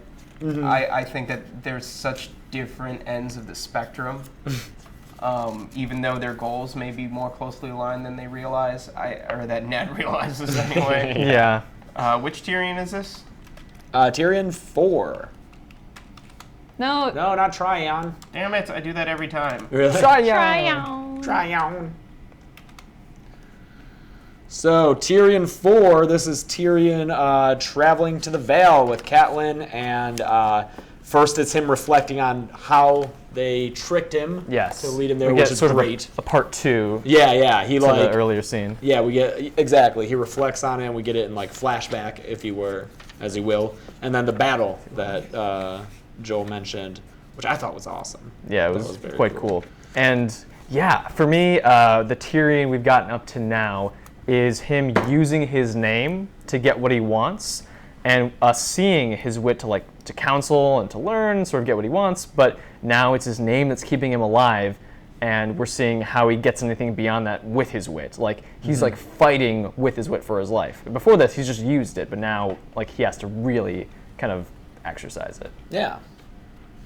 Even in his actual fighting style, Yes. he's smart about it. Yeah. He's not like Jick, who just goes in there and ends up. He almost goes with Casterly Rock. No, that's stupid. But he does have that moment where he hears Catelyn scream and he's like, "Let him have her," but then he's already there. Yeah. Yeah, that is So- interesting. The shield bashing Mr. Fire Cowboy, great name. The shield bashing in the show. he kills that dude Yeah. with the shield. That does not happen. Here he's got a double axe. He's got the Yeah. axe. Yeah, he This, actually has is, an this axe. is the first instance of Tyrion with his axe. Yes. Yeah. Which they also get Blackwater. Tyrion loves to slay on an axe. Yeah, Bronn gets his first name mentioned here. And I like that Tyrion has no love for Dothraki customs because they leave deformed children out for Pharaoh. Yeah. And that's going to be interesting long way down Eventually. the road. Yeah. Maybe. I like how Bronn has like a little bit of a sense of humor already. Like he's already like a pretty formed character. He's like, it tastes better if you fry it with onion. You know, like. Yeah. And we also get mention of the phrase, Yeah. not rising to the occasion. Yeah, not everyone got up in that tavern. Yeah, only 2 of the phrases had stirred, Tyrion noted, and they'd sat down quick enough when their captain failed to move. It's already some parallels between Freys and Lannisters. Like, they just kind of ride it out to see who the winner's going to be. Yeah. Yeah. And Tyrion kicks himself for priding himself on cunning, and when he wakes up in kind of the Vale, realizes, oh, Catelyn did this right. Yeah. What a great move by Catelyn. He says the Stark woman had been clever, no doubt of it. Like, that's as close to a compliment as Tyrion's going to get. Like, the fact that he acknowledges that she's clever. And I agree, you mentioned earlier, James, like, in a different world, the two of them probably could have gotten some shit done. Yeah, exactly. But Sorry, go ahead. I was just saying, you said we were writing for Winterfell, often and loudly. I love this not subtle sentence here. Tyrion was congratulating himself on his subtlety when someone pulled a hood down over his eyes. Yep. And then Roderick, just, God damn it, Roderick. We'll thank the rest of you to stay quiet about what you've seen. Yeah, Oh, God buddy. damn it. Yeah, I'm with Tyrion. Like, Yeah. that's just funny. Yeah. Yeah. I like the way that this chapter is set up as like we're on the Eastern Road, then we get this flashback, and then we get the battle. Like I just think that it's nice. It's a nice kind of structure to the chapter. Yeah, but before we get the battle, we get this We all. couple, Oh, go ahead. couple moments between Tyrion and Catelyn. Yeah. Where he recognizes in her this awareness that he might be telling the truth. When he tells her only a fool would arm a common footpad with his own blade. Just for a moment, he thought he saw a flicker of doubt in her eyes. But what she said was, "Why would Peter lie to me?" Like, this is Catelyn's biggest flaw, is trusting Littlefinger. Why does a bear shit in the woods? Because it's his nature. And she just refuses to believe that Peter's going around King's Landing telling everyone that he slept with her. Now I wondered about this Yeah. because the Catelyn Stark that I've known up to this point, when he says, "Why every man at court has heard him tell how he took your maidenhead, my lady," we get italics, we get an exclamation point. She says that is a lie. The Catelyn I know up to this point, I thought that she would have just brushed that off, dismissed it, but she reacts so angrily, and this goes back to the moment when Roderick said, "Oh, there was talk of something or other happening." Yeah. Did something happen? Yes. Emphatically so, something happened. Really? But Yeah, but it's we'll leave it- complicated. Yeah, we can't. Okay. It'll because come out it's later. not in the show, Yeah. so Is we it can't. not? I don't think. I don't think so. Not in that explicit sense. Oh, okay. Yeah. And we can't talk about Got it. It's it, like when we okay. get to it, you'll be like, oh fuck. It's a cool part of that whole storyline. Yeah. Okay. It's an important moment for all of those characters. Yeah, especially Littlefinger. Yeah. Yeah. Especially Littlefinger. Yeah, and I think she's saying she refuses to believe it because I think she grew up pitying Littlefinger, and after he has helped her in King's Landing, I think she is reluctant to believe that he could be playing her or being deceitful. Like, she wants to believe that he's still this, mischievous little guy, but like his love for her is pure and real and nothing to be made mock of. Yeah, he's the kind of person who, as a kid, ate mud pies just because they gave them to him until he was sick. Oh, yeah. Yeah. Littlefinger. Come on, James. Yeah. Like, well, no. Poor baby. Actually, he just wants to get revenge because of that week he was sick. Yeah. Yeah, right. You Feed me mud pies, will you? So much mud. And we you poop mud. yeah, that's all. And yeah, We get so close at the bottom of this conversation, by the way, before the writers come in. Yeah. She almost comes to the side. because twice in 2 chapters we have someone saying Littlefinger has never loved anyone but Littlefinger. Like that's Varys and Tyrion know. But I don't think that's fair. Well, I don't know if he loves her in a good way. Catelyn? Yeah. No. He's infatuated. It's not a good way. That's some But tainted love. I don't think you can just say that Littlefinger has never loved anyone but Littlefinger. He's loved Catelyn. Yeah, but I in a think that weird way. the way in which he loves Catelyn is only in support of... I think you can say mischievous or mischievous. Right? They're both right? Sure. Pronunciation-wise? Yeah. Yeah. I've heard Yeah, both. Katie. Yeah. Quit trying to say I'm saying it. both. Don't put James Mischief in a box. Gunnar pointed out the... Oh, no, I don't think mischievous is right. There's no I-O-U-S. Shit. No, it's What? you can pronounce it both ways. Yeah, mischievous. Anyway, Gunnar pointed out earlier in the chat the symbolism of being on the high road and how that nearly does Catelyn in. Oh. Oh. Yeah. I think Yeah. which is a nice touch that I didn't notice. So good on Gunnar for picking up that. Gunnar's That's always kinda got the fun. good stuff. Gunner's got the good stuff. And then battle? Battle. Battle. Riders! No, go ahead. What? No, you just The wanna say- Riders! Oh, the Riders. Yeah, that's a very Lord of the Rings moment. Milk Yeah. Snakes are Moon Brothers. And then maybe because he had already been starting to reach her in that conversation they were just having, she knew he was right. Tyrion could see it, saying to arm us. And Yeah. eventually she arms them and lets them keep the weapons, which is cool. You know what? I know that Marillion's kind of a little doucher, but I've always been it hasn't sat well with me that Tyrion just purposefully breaks his fingers. He doesn't Yeah, He does. Oh, He just steps Tyrion on puts him. his heel on the grasping Oh, fingers yeah, and yeah, felt yeah. a satisfying crunch. Yeah. Like, that sucks. That's a shitty move. That's a shitty move, especially back then. Those aren't gonna heal, right? Yeah, You like can't- that's his livelihood. Yeah. Yeah. He's Damn not going it. to play any more songs. Yeah. Yeah. I'm good with that. Oh, Tyrion. A little bit of a dick. But we get these great battle descriptions. Just the dawn was full of shouts and screams and heavy with the scent of blood, and the world had turned to chaos. Arrows hissed past his ear and clattered off the rocks. So many good descriptions here. He saw Bronn fighting with a sword in each hand, like Yes. a boss. Yeah. Someone earlier asked if Bronn were higher born, would he be like a renowned knight? Oh, for sure. But he'd be closer to someone, I think, like, we haven't met him yet. I think like Lynn Corbray, like someone who's like has like a wickedness to him. Oh, okay. You know? I thought you were gonna say Gregor. No, I don't think he's that far. Wait, what's Lynn Corbray's? But he's in the Vale. He's in the Vale, and he's like, he has that Valyrian steel sword that called Lady Forlorn that he's always like, I'll introduce you to my lady. Like he's just like a, you know what I mean? Yeah. and also probably a pedophile. Oh, wow, yeah. There's Yeah, that that's too. gross. But that's all. That's later shit. Yeah.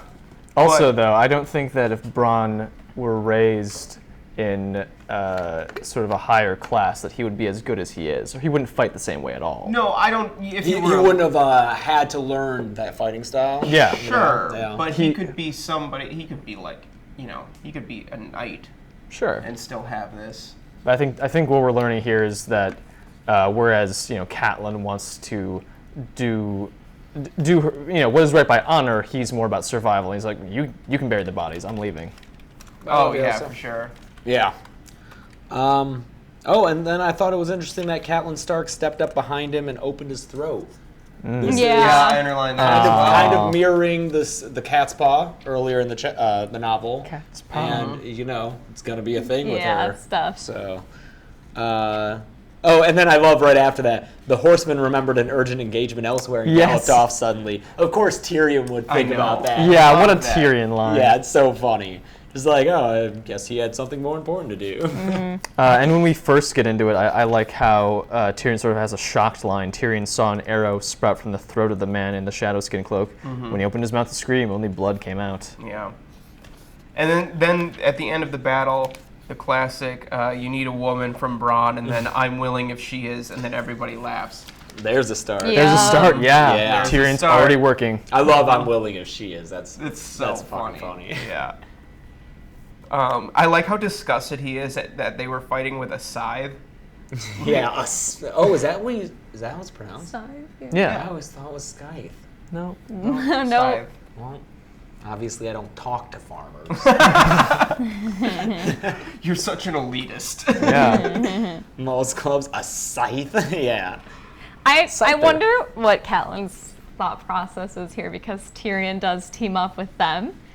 But then I realized, like, what would Tyrion gain from, like, Catelyn and company losing? Because then he's just out in the mountains. He's just Yeah. free. Yeah.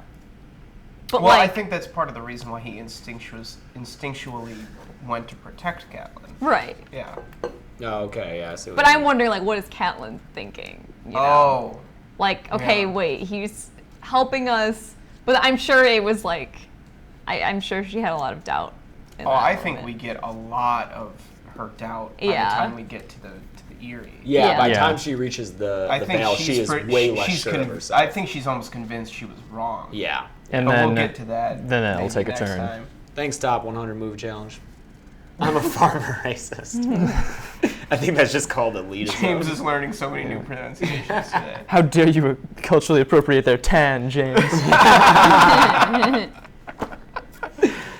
I like Tyrion's Craven rhymes nicely with Raven. Although now I like that less. Yeah, he's 'cause such I a missed dick. the I I'm missed the fine thing. with it. I barely like, made yeah, my reading really today, is so. kind of a, he's kind of He an doesn't deserve what he idiot, but gets. he doesn't deserve what he gets. That's for sure. Hey guys, what do you get when this? Oh, What do you get when the singer is seated on a window?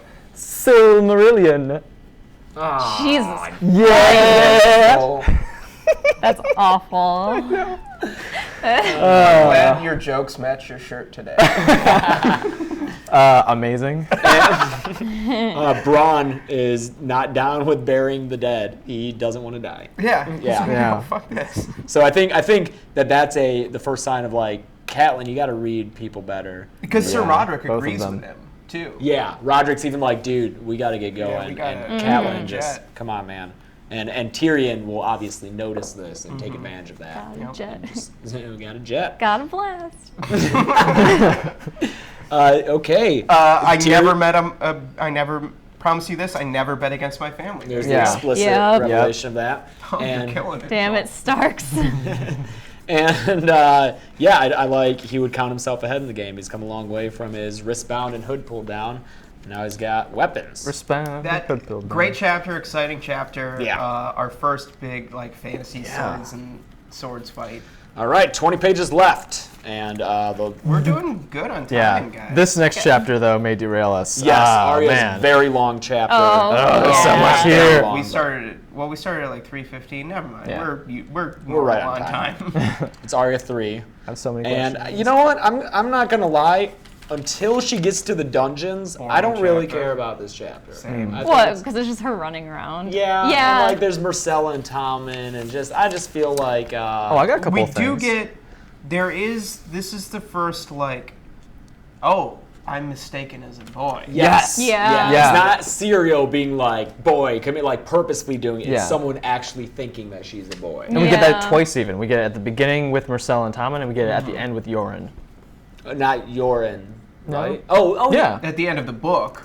No. No. Oh, no, yeah, this, at the but end of the also, chapter, but also yeah, with the guards. And the outside guards the- outside. That's right, the Yeah, guards yeah. too. So that's what I This thought is you were talking this about. is So it's really 3 like times. boom, Yeah. boom, boom, boom, boom. Yeah. I found Myrcella, specifically her characterization, a little odd here.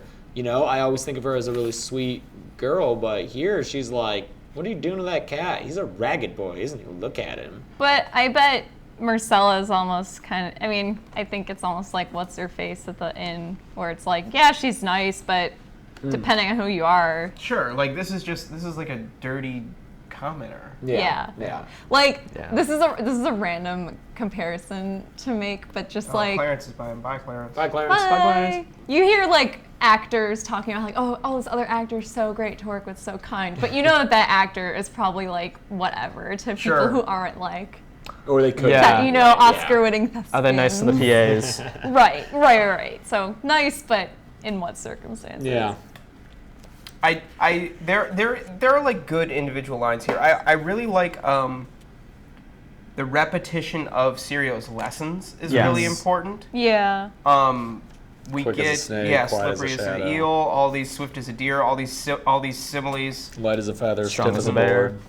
That's what I thought of. I like that this we can make a comparison to Sansa, because whereas Sansa will take so much after the instruction that she's given, that she believes like, oh, this is what it is to be a lady, Arya's saying this is what it is to be a warrior or a water dancer, and they're alike in that way. Like they are, like for Arya, it's a mantra that she's repeating. Yeah, yeah. Also, we get fierce as a Wolverine.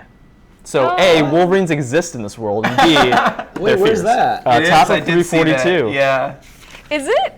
While you're trying to find that, is it in this chapter? I think it is, where she mentions that Ned told her that Winterfell is bigger than the Red Keep. Yeah. That kind of like messed with my image. I think it's Arya. Yeah, it's kind of like a Detroit versus New York situation. The Red Keep's taller.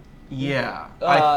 It's denser. It's denser. Yeah. I think feel like there's a lot Winterfell of- is more spread out. Right. Has more land. I mean, it's Godswood itself. It's Godswood is huge. Yeah. Yeah. And I think that makes a big difference. Also, it has the double walls, and it's expanded. It's had room to expand, whereas King's Landing, the city built up around it. And it's on a Yeah. hill, so it's kind of restricted. Right. Yeah. So. Can move this so Lucy can. Oh yeah. Get Lucy in that shot. Lucy's hanging out now.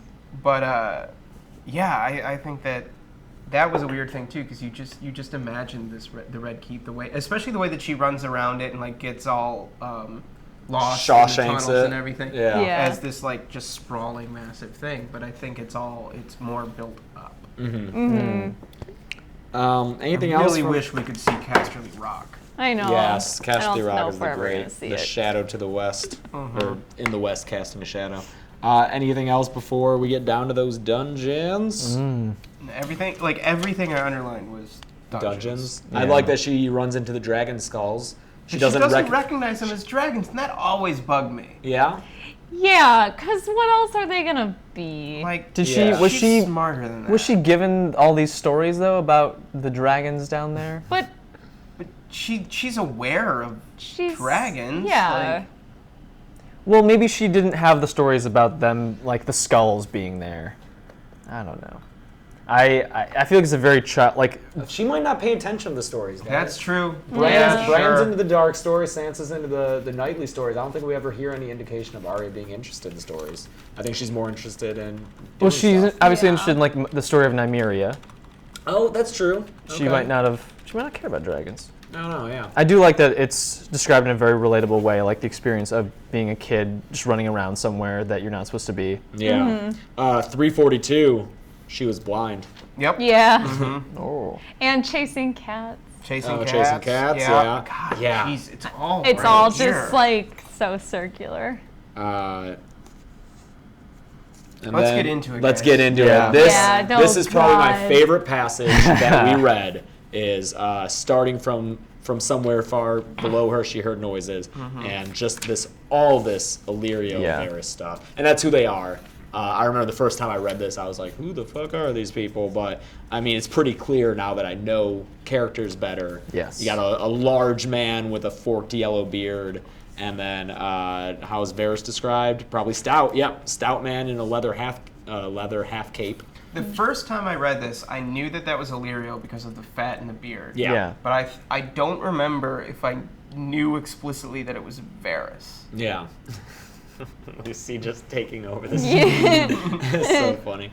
But yeah, I mean, his feet glide soundlessly over the ground. That's Yeah, pretty Varys. that's- yeah. you know? Yeah. But he does have a stubble of dark beard, just like his disguise he used with Tobo Ma. It was probably one of those things where it was like, is that Varys? I don't know. Maybe it's not. Who else Yeah. could it be? You know, it's Varys. So I also so like much that with cool stuff Illyrio, here. we got a little bit of the sort of maybe the way people in the free cities would walk, carrying his weight on the balls of his feet as a water dancer might. There's the Oh, instinct. okay, I Yeah, wanted yeah, to. yeah, Yeah, yeah. it's a Because I think we got it early, like when we first meet Illyrio, But that this he is- used to be a Bravo. Right, but this is still through Arya's POV. Oh fuck, you're right. Oh yeah, yeah. Sure. I don't know, just Yeah. theory. Lynn S. I would also love to see Highgarden. I don't know if you've seen pictures of it. Oh, yeah, it'd be so pretty. It's fucking amazing. Like Highgarden and Castle Rock. Oh, there's a question about the audiobook. What?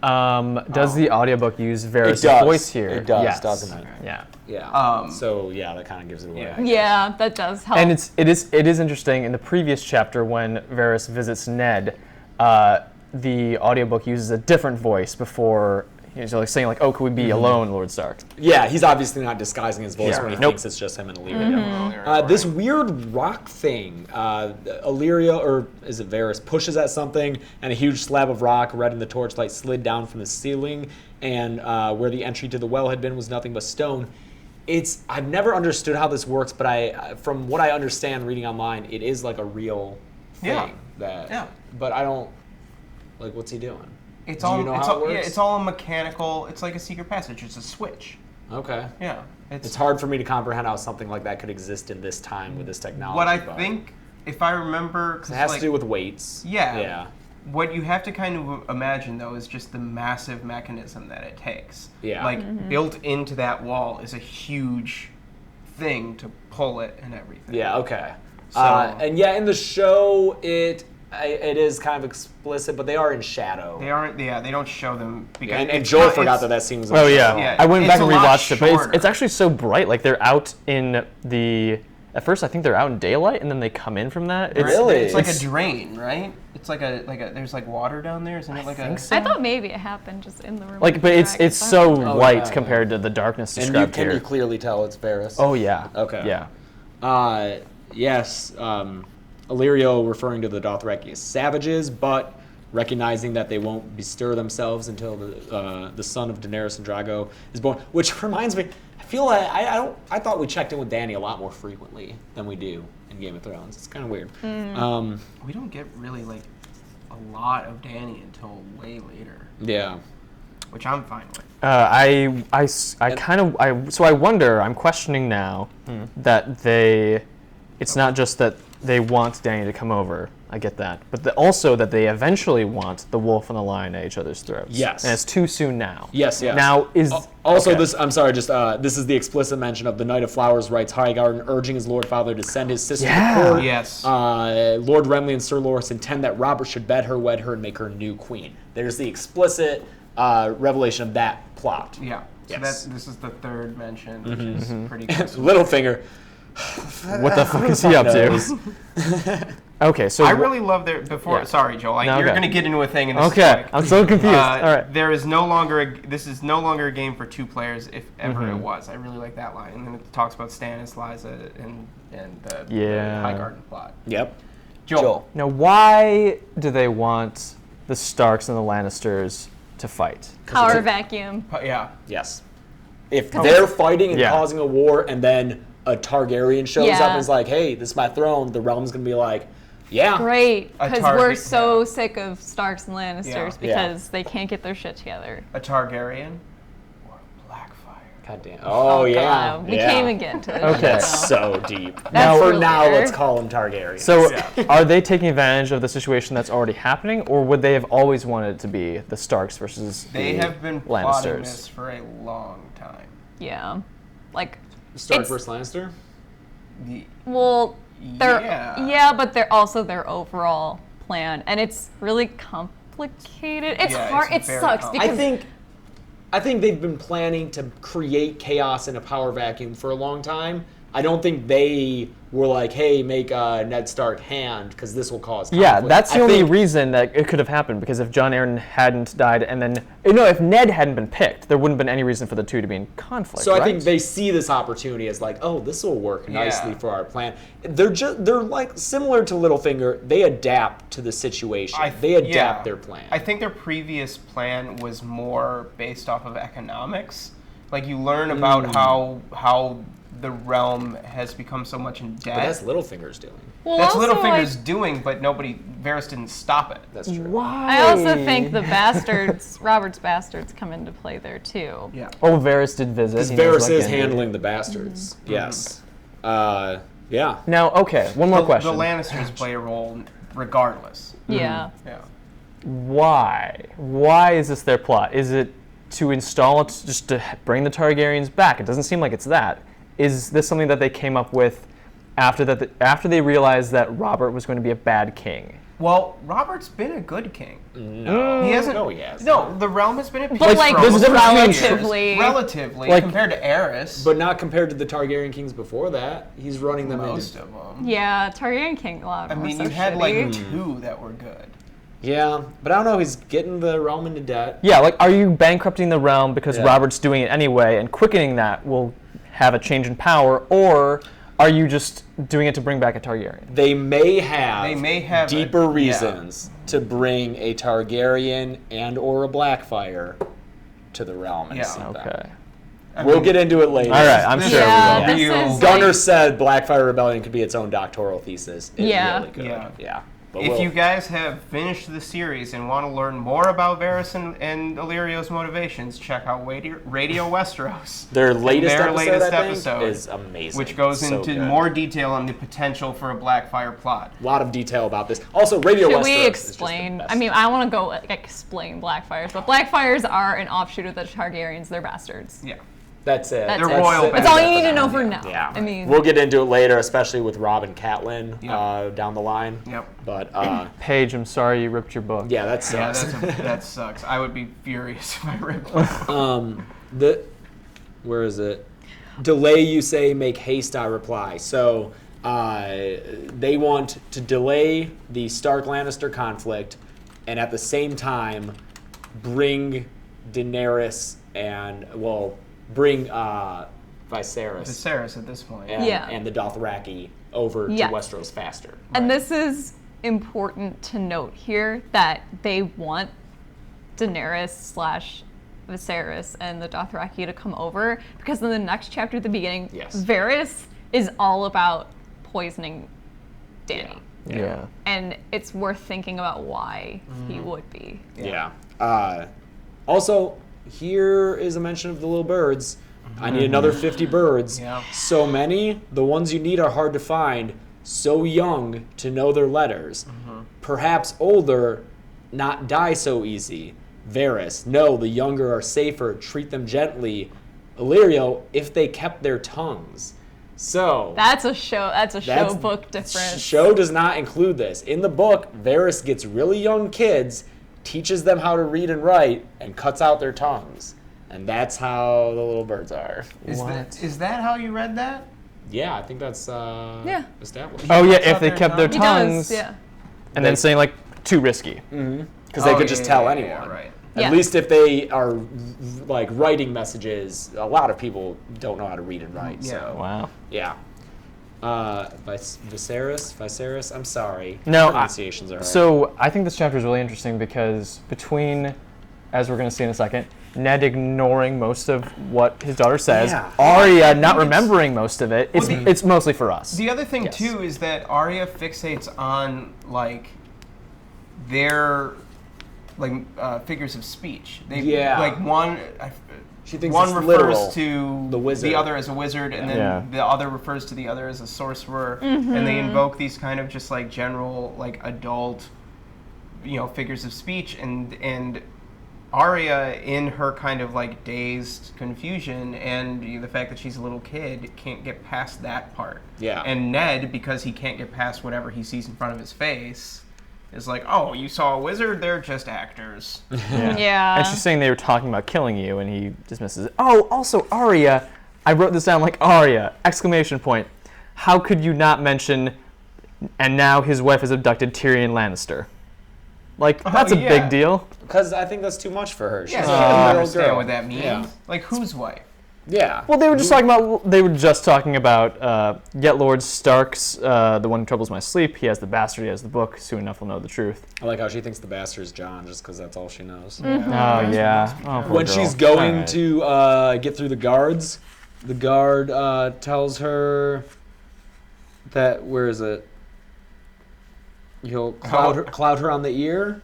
He says that, right? Yes. Yeah. I said off with you. Do you need a cloud on the ear to help your hearing? And then when she reveals herself, she repeats it. Now, are you going to open the gate, or do you need a cloud on the ear to help your hearing? Oh, she's so crazy. That's what she does. And to be fair, they don't recognize you. They wouldn't recognize you, Arya. You could just open with who you are. Yeah. I live here. Monsters and wizards. And then Yoren visits, Yeah. And Yoren is visiting Ned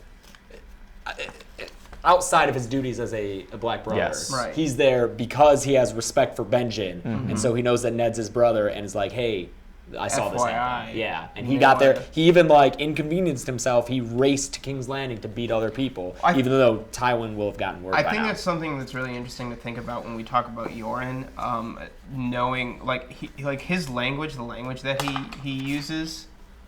What? Aera. God damn it! Hey, We gotta bro. quit letting Graessle type these. Thanks, Hanish. That's been up there for like 20 minutes. Yeah. None of us saw it. But like Yoren's language, like the words that he uses when he speaks are very kind of dickish. Yeah. But then his actions are very loyal. Yeah, he's just a brusque guy. Yeah. So I don't know if Benjen's alive, whatever, but here's some info. yeah. So I think that's Some scum in the that's dungeons. interesting. Are we good? Should we go to the last Ned? I just want Desmond replies drawing his longsword. Wizards die the same as other men once you cut their heads off. That's what I imagine happening. I know. It's like, don't draw your sword unless you want to use it. Like there's Yeah. so many just like doofuses in Yeah, Ned's Desmond. guard, like Desmond, Fat Tom, and And he only has 50 of them. Like, damn it, Ned. Oh. Ned. Ned. Yeah, Ned. It's Lesser so and lesser. painful. And like everybody he asks to like join is like, no thanks. I'm Yeah. good. Like Gendry and Anguy and like Yeah. Oh, there was one thing I liked. I liked it when she was finding her way finally out of the darkness, that she was reassured by the memory of Nymeria being beside her. Just imagine her padding along. Yeah. Pad. He loves that word He for loves those, that. the yeah. dire wolves. Pad. Pad, pad, pad. Is that right? It looks right to Yes. me. Okay. Eddard. You son of a bitch. Thanks, Paige. Together we're Yeah. illiterate. Puissant. Pew.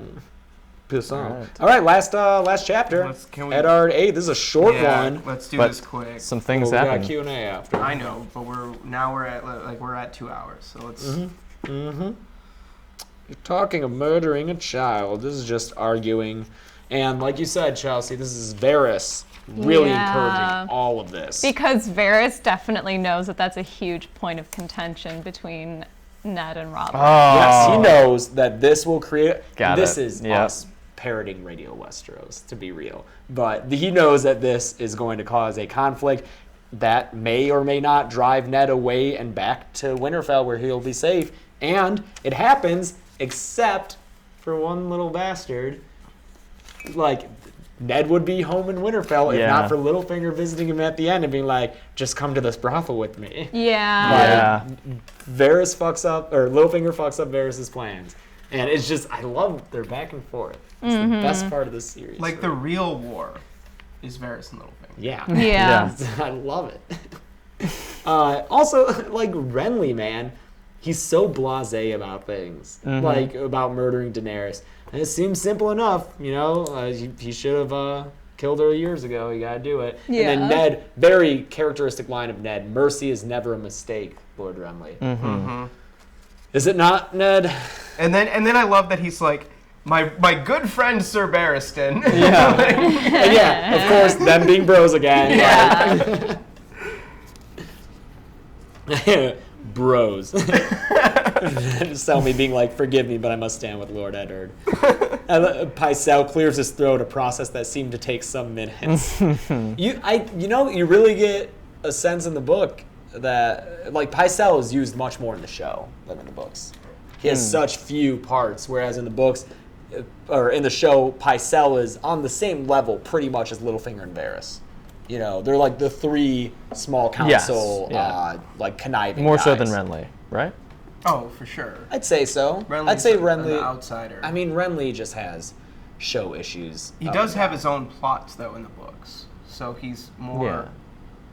He's more of that level in the books than in the show. Who? Renly. Yeah. Yeah. Yeah, that's what I'm saying. Show Renly just Yeah. gets mangled. Pretty much. On the point of Sir like them pardoning Sir Barristan too, it was Roose Bolton who urged them to kill him. Yes, is that our first Yeah. mention of Roose? No, No, I think he I- was previously mentioned in a similar capacity. Yeah. Yeah. He wanted to kill. No mercy. Yep, no mercy. 'Cause No that's- half measures. That's how they do. I got you, Joel. Everyone got it, okay? I like / was disgusted by Littlefinger's choice of metaphor. When you find yourself in bed with an ugly woman, the best you can do is close your eyes and get on with it. Yes. Aghast. Yeah. Barristan is not Yeah. Steelkish. And then Pycelle getting real suspicious when Varys mentions the tears of Lys. Mm-hmm. And we understand from this chapter that Jorah informed to Varys' network. Yeah, he says early Yeah, he on, says it. Sir Jorah would not dare deceive me. Yeah. Yeah, and that's another reason Ned is just done with that. Man, let's meet some Mormont women already. Like, they're giving the house a bad name, these Mormont dudes. Gior's doing Well, all right. Jorah's good. Yeah, he's Yeah. alright. Someone. I like how Soundproof Liz, who was unable to make it today because she is in San Diego, which is fun, but she thought that Syria was Jockin, which is a common Yeah. like tinfoil, but I'm I pretty don't sure it's think not so. true. I think George has come out and said Syria's fate. Yeah, I like that this is sort of a referendum on child killing for Ned. Yes. That he really has to draw a line in the sand. And like he even says, he knows he's going past any point of propriety, but he just stakes his position and himself on this. And we get a mention of the Faceless Men.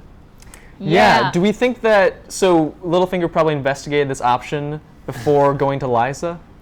Oh, I don't know. Oh, that's interesting. Well, that's a popular theory that's why Jockin is in Westeros. Because Well, why come all the way over, though, if it's going to be too cost prohibitive? Or he was maybe just already like there? A meeting. Like a Yeah. general Like meeting. a general meeting? Yeah. Yeah.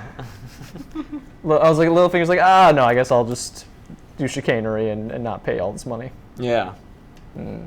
That's interesting.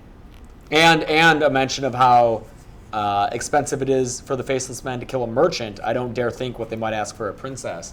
Faceless Men have different pricing options depending on the target, so that matters. I think that's also something to think about too once we get to the House of Black and White, how they're able, like, a lot of people seem to be killed by the Faceless men, and you're like, I thought they were so expensive. Well, these are probably just their prices for, like, regular. Sliding scale. Yeah, and I think it also depends on the person paying. I think it has to be costly for that person. I think it's a progressive income interesting. system, Yeah. progressive taxation. Oh, that's interesting. Like if someone doesn't have a lot of money, but maybe, I don't know, owns a really nice sword, they'll take that instead. Rob is just not having Ned's insolence.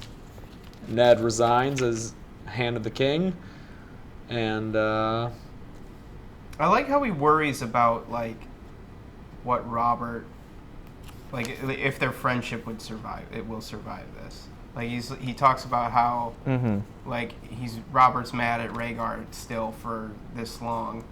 And he's like, I wonder if we'll ever, like he's still concerned about his friendship with Robert. yes, and also the realm. His council of cravens and flatterers would beggar the realm if he left unchecked, or worse, sell it to the Lannisters. So leaving is he's got that FOMO, Either way, should he stay or should he go now? And I like what his plan could have been, that he would go by sea, stop by Dragonstone, talk to Stannis. Yeah, I wonder what would have happened. I mean, Stannis doesn't have any love for Ned, as we'll discover, but he respects him at least, mostly. We talked about people blaming Catelyn for stuff earlier when we first started today's stream.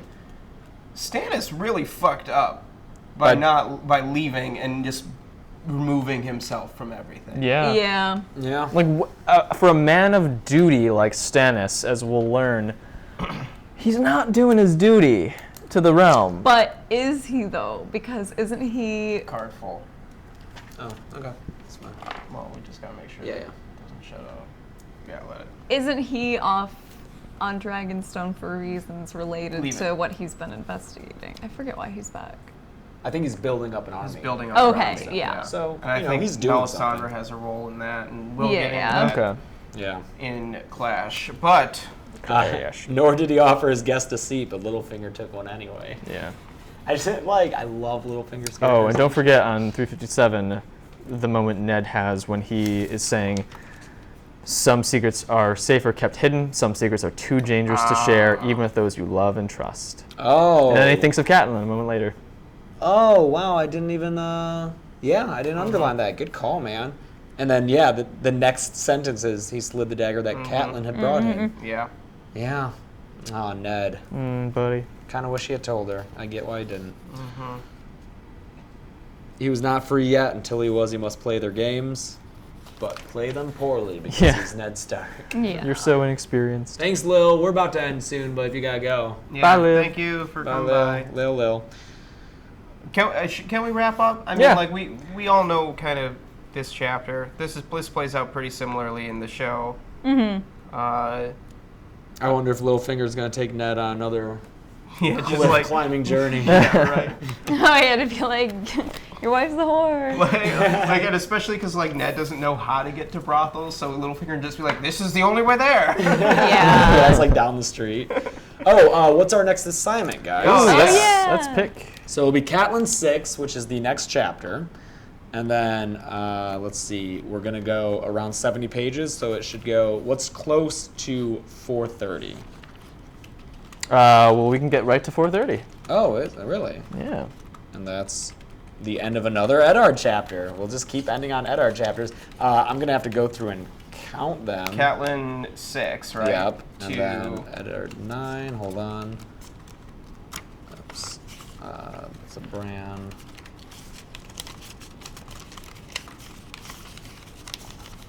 Tyrion. It's probably going to be Eddard 10. Eddard 10, which is a very short chapter. Another Catelyn to Eddard. Catelyn to Eddard. Oh. Is it a What? good one? Oh, Sweet. cool. The last Eddard chapter we're going to read begins with Oh, he dreamt an yeah. old dream. Cool. Nice. That's this a good is, place. This is an exciting thing. Sucks that it'll be 2 weeks It'll be until 2 we're discussing weeks. this because of Disneyland. Blame. Yeah. I know. hate these long breaks. I know. After that, I think we'll be on for a good. I mean, No. you'll have to miss some. I'll miss of something. I'll miss what are you one. doing again? Oh, it's a little thing. Forget. But we'll I'll miss one, Okay. and then we'll have to take a week off. Yeah. Jesus. All of okay. us. All right. Well. But then after that, we'll have a good run. good run. Yeah. Like we'll get into Clash in that run. Yeah, Yeah. it'll be good. But yeah, next week we are off again. I'm sorry, guys. I wish that we could just not be off, but Disneyland. Yeah. Oh, hey Sarah, thank you. Thanks, Sarah. Sarah's Oh, got thank our you, back. thank you, So many Sarah. ways. You're the best. Open this up. So yeah, Eddard. just keep 10 that. Ooh, There nice. we go. Yes. Yeah, that's a good thing Cool. to use. Okay, so And, Q&A. What do we got, guys? You got any cues? I think Gunnar earlier was asking why we think the little birds would be so loyal to Varys. Like, what's... Aren't they orphans? Aren't they taken out of poverty? Is it just he feeds them? He Probably. I takes think care. it's, Yeah. it's that simple. I mean, That's the why he show- says treat them gently. Yeah. And in the show, we see candy is involved. And we all know Yeah. candy's a way to lure little kids. Yep. Yeah, I haven't. Oh, thank you for typing in have any cues. This guy. Oh, okay. Oh, send the link to the HBO unboxing video so they can Oh. see us, see my Your the roller disappointment. coaster of emotions I get when I get a dire wolf. Yeah. And then realize. And then it's realize shaggy. You are the perfect. I said this when we opened it too. You're the perfect person to get Shaggy Dog. Why do you not like Shaggy Dog? Because he's so wild and crazy. Wait, what's wrong with Shaggy Dog? You'd rather have a lady than Shaggy Dog? I would rather have lady than Shaggy. Guys. I would have Ghost first, then Grey Wind. Grey Wind. Yeah. Summer. Nymeria. Oh, Nymeria. Nymeria. Then Summer. Then Lady. What is? Just break it down for me, because I don't. Why do you hate Shaggy Dog? Because he's a Shaggy Dog. He's just like Rickon. He's a a non-character. That's why, Well. people think that he's named Shaggy Shaggy Dog. Dog because Rickon and Shaggy Dog are literally a Shaggy Dog story where there's no. How do we ending. think Varys communicates privately with his little birds if he has hundreds? I don't know, disguises maybe? Yeah, disguises. I think he meets with them in groups. He Yeah. has so many disguises. Yeah. Yeah, there's a link to our HBO unboxing video. Go ahead and click that. Also, make sure you click the thumbs up button on this video and subscribe if you haven't already. If you haven't gotten a copy of the books, you can find links in the description below on where to get copies of multiple formats of the books. There's a link in the description below to our Patreon. You can, for as little as $1 a month, $12 a year, you can make an amazing contribution to our channel. We have a whole host of awards. Sarah, who is in the chat, got her first corn. Her first big budget reward yesterday, and we did a raffle drawing yesterday during Drunk Disney. There's a whole bunch of things, so check out the Patreon below, link below. Yeah. Hughes, did I miss any? Yeah, we're just talking about corn. We're talking Someone about said corn. We're talking about the dire wolves. Oh, Hughes, guys, or we're gonna wrap up. Oh, Give us the cures. Yeah. We're leaving. Oh, yes. It bugs me so much that the three-eyed raven's eye is off-center in the middle. It's like lopsided. Oh, yeah. It's really upsetting. And the other one is a little far back, too, on its right side. Well, we got it for free. Yeah, I know. That's what matters. Yeah. All I'm right. gonna scroll up, see if there are any. Here's Do you the think question from Stannis Gunnar. might have been a better king if he had taken the throne over Robert, or just as bad as Targs? Not as bad as Targs. Not as bad as No. I think he hard. would have been a good king, but again, like he's trying to make brothels illegal. Yeah, just he's shit out of like touch. that. I think the Yeah. people would hate him. He'd be little loved. Yeah. I think he'd be a good king, though. He would rule from the place of justice. Yeah. And that's kind of what you need. And no one would be able to manipulate him out. No. But the problem is like, okay, even if you can't manipulate him, then he has the issue of like the people aren't going Yeah, to that's like gonna him, be a and that's a problem. huge thing. You have to. But if he can keep the realm stable enough, they might. come around. Come around. They might just Oh. like History accept might him. judge him as a better ruler. But they could also, people could also, in the way that they use Ned, they could use his adherence to duty against him, I'm sure. Sure. They'd find a way. Like, he's not a Tywin doing what he needs to maintain power. He would make some bad choices, probably in the name of honor or duty. Lynn, while we're talking Stannis, Lynn S asks, what do you think Stannis was trying to accomplish by leaving? I think Stannis, above anything else, is a brilliant military tactician, Yes. and I think he recognized the need to marshal an army. Yeah, Stannis is, I mean, on Radio Westeros, they had a guy who studies real life, like military battles and techniques, and he analyzed all the military commanders in the series and said definitively, in his opinion, like Stannis is by and far the best Followed military by commander. Robb, right? Wasn't Robb number 2? I don't know, but Stannis is able to mount offenses, defenses, like adapt his strategy. He's a brilliant Naval military and commander. land. Yes. Oh Yeah. yeah, that's right. Yeah, if you haven't read the books or watched the show, but you know some spoilers, it's still worth it. Like, there's no for way sure. you know everything. There's no way. Yeah. Yeah. I had a ton of shit spoiled before I got to it on the show and before I read the books, and it's still good. Yeah. There's so much. You will find things that you like. The main plot isn't even in the top 5 probably reasons I like the series. Yeah. If you're into like expanded worlds and like you'll have Characters, such a good just time. such rich characters. Favorite chapter this week? Oh yeah, I love that. Oh, yeah. I really loved the Sansa chapter. Yeah, that's I mine. was just gonna say. I'll the have to say Sansa chapter. just because of it all being great. Yes. We get the tourney and the Sandor thing. But The my feast. favorite part of anything we read is the Arya in the dungeons. Oh, really? With Varys and Illyrio. I Over love Sansa it. and Sandor? Maybe not. Sansa Sandor is pretty great. Yeah. Yeah, and I love that Tyrion chapter too. It's a good one. Yeah, that's a good step for Tyrion. Davos is the man. Yep, here we go. Looking at my book again. Yeah, weekly Yeah, check-in on mine's how so dirty gross. Oh, so books are getting. grody. It's great. Mine's pretty consistently. It's seen some shit. Anything else, guys? I'm pretty I hungry. think Yeah, that's we're gonna it. wrap Yeah, up. time for feasting upon snails. Yeah, will you show me how? I'll help you, Oh, sir. you're so good. Yeah, so next week, no, 2 weeks. Yep, weeks. 2 2 weeks. We'll meet. I think 3 is our established time. We really like this time. Yeah, I think Seems to 3 be is better. Because good. Yeah. honestly, People. I usually have to wake up and do the readings the morning of, and if it's at 1, I don't want to wake up that early to read. I'm a slow reader. Do we want to take any last questions? Ooh, what about that question from Bricky? Yeah, what's your favorite change So between far. the show and the books? Oh, fuck. Oh, like changes the I show- Yeah, what I maybe like. up to this point. Arya Tywin and Harry. Arya, Tywin, and Harry. Oh. Really good. Yeah. And Marjorie in general. Marjorie is, she's amazing in the show, and she's not really anything in the books, Oh, unfortunately. someone asked me to rank the books from best to worst. Storm is the best. Yeah. Clash. It's hard after that. Yeah, I don't. Because I don't want to shit on any of them, Yeah. really, but I know that Feast... Here's the Gets a thing. bad the rap, first it's couple great. times I read Feast, I was really upset that a lot of the characters that I really loved were missing.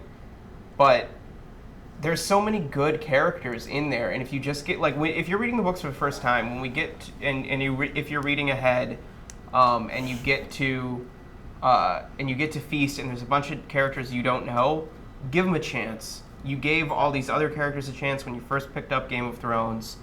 There's a lot of really great stuff in Feast if you just accept that he's taking the story in a different direction. Yeah. Also, the bachelor party was fun. Bachelor Party was fun. Joel was missed. I had to go to another wedding. Yeah. We were at a cabin. We saw bears and wolves Oh, yeah, in a zoo. You did? and In a ravens. zoo. What? In a zoo. Oh. and a zoo. And then ate I haven't way heard too much about ice this too cream. much. Yeah. That's cool. Yeah, and ate a lot of ice cream. This I have Low-key. heard. Yeah. Uh, All right. yeah. Cool. Wedding's at the end of September, so we'll miss. I'll have a couple weeks off the book club. Yeah. Yeah, guys, just make sure you check out all the stuff on the channel. Last night we did a Drunk Disney live stream. Went really well. 101 Dalmatians with Ali Spagnola. Yeah, if you want to spend 3 hours, it's still up there right now. Yeah, for now. Yeah, it'll be up there until About a day. tomorrow morning. Yeah. Tomorrow, maybe the next day. Yeah. That's about it. That's it. about it. Okay. Thank you, everybody. Thank you for- guys so much for Yeah. being Please here. Yeah. We check love out you. our links in description, our Patreon and stuff, or books if you need books or audiobooks or anything like that. All those links are in the description. I don't have to put them in this time. I remembered to put them there. Thank you. James, you gonna give us our classic sign off? Oh, yeah. Until 2 weeks from now, when the next time we meet, I'm James. And I'm James. I'm Chelsea. I'm Joel. And this is maybe what's in the book. What's in these books? What's Bye, everybody.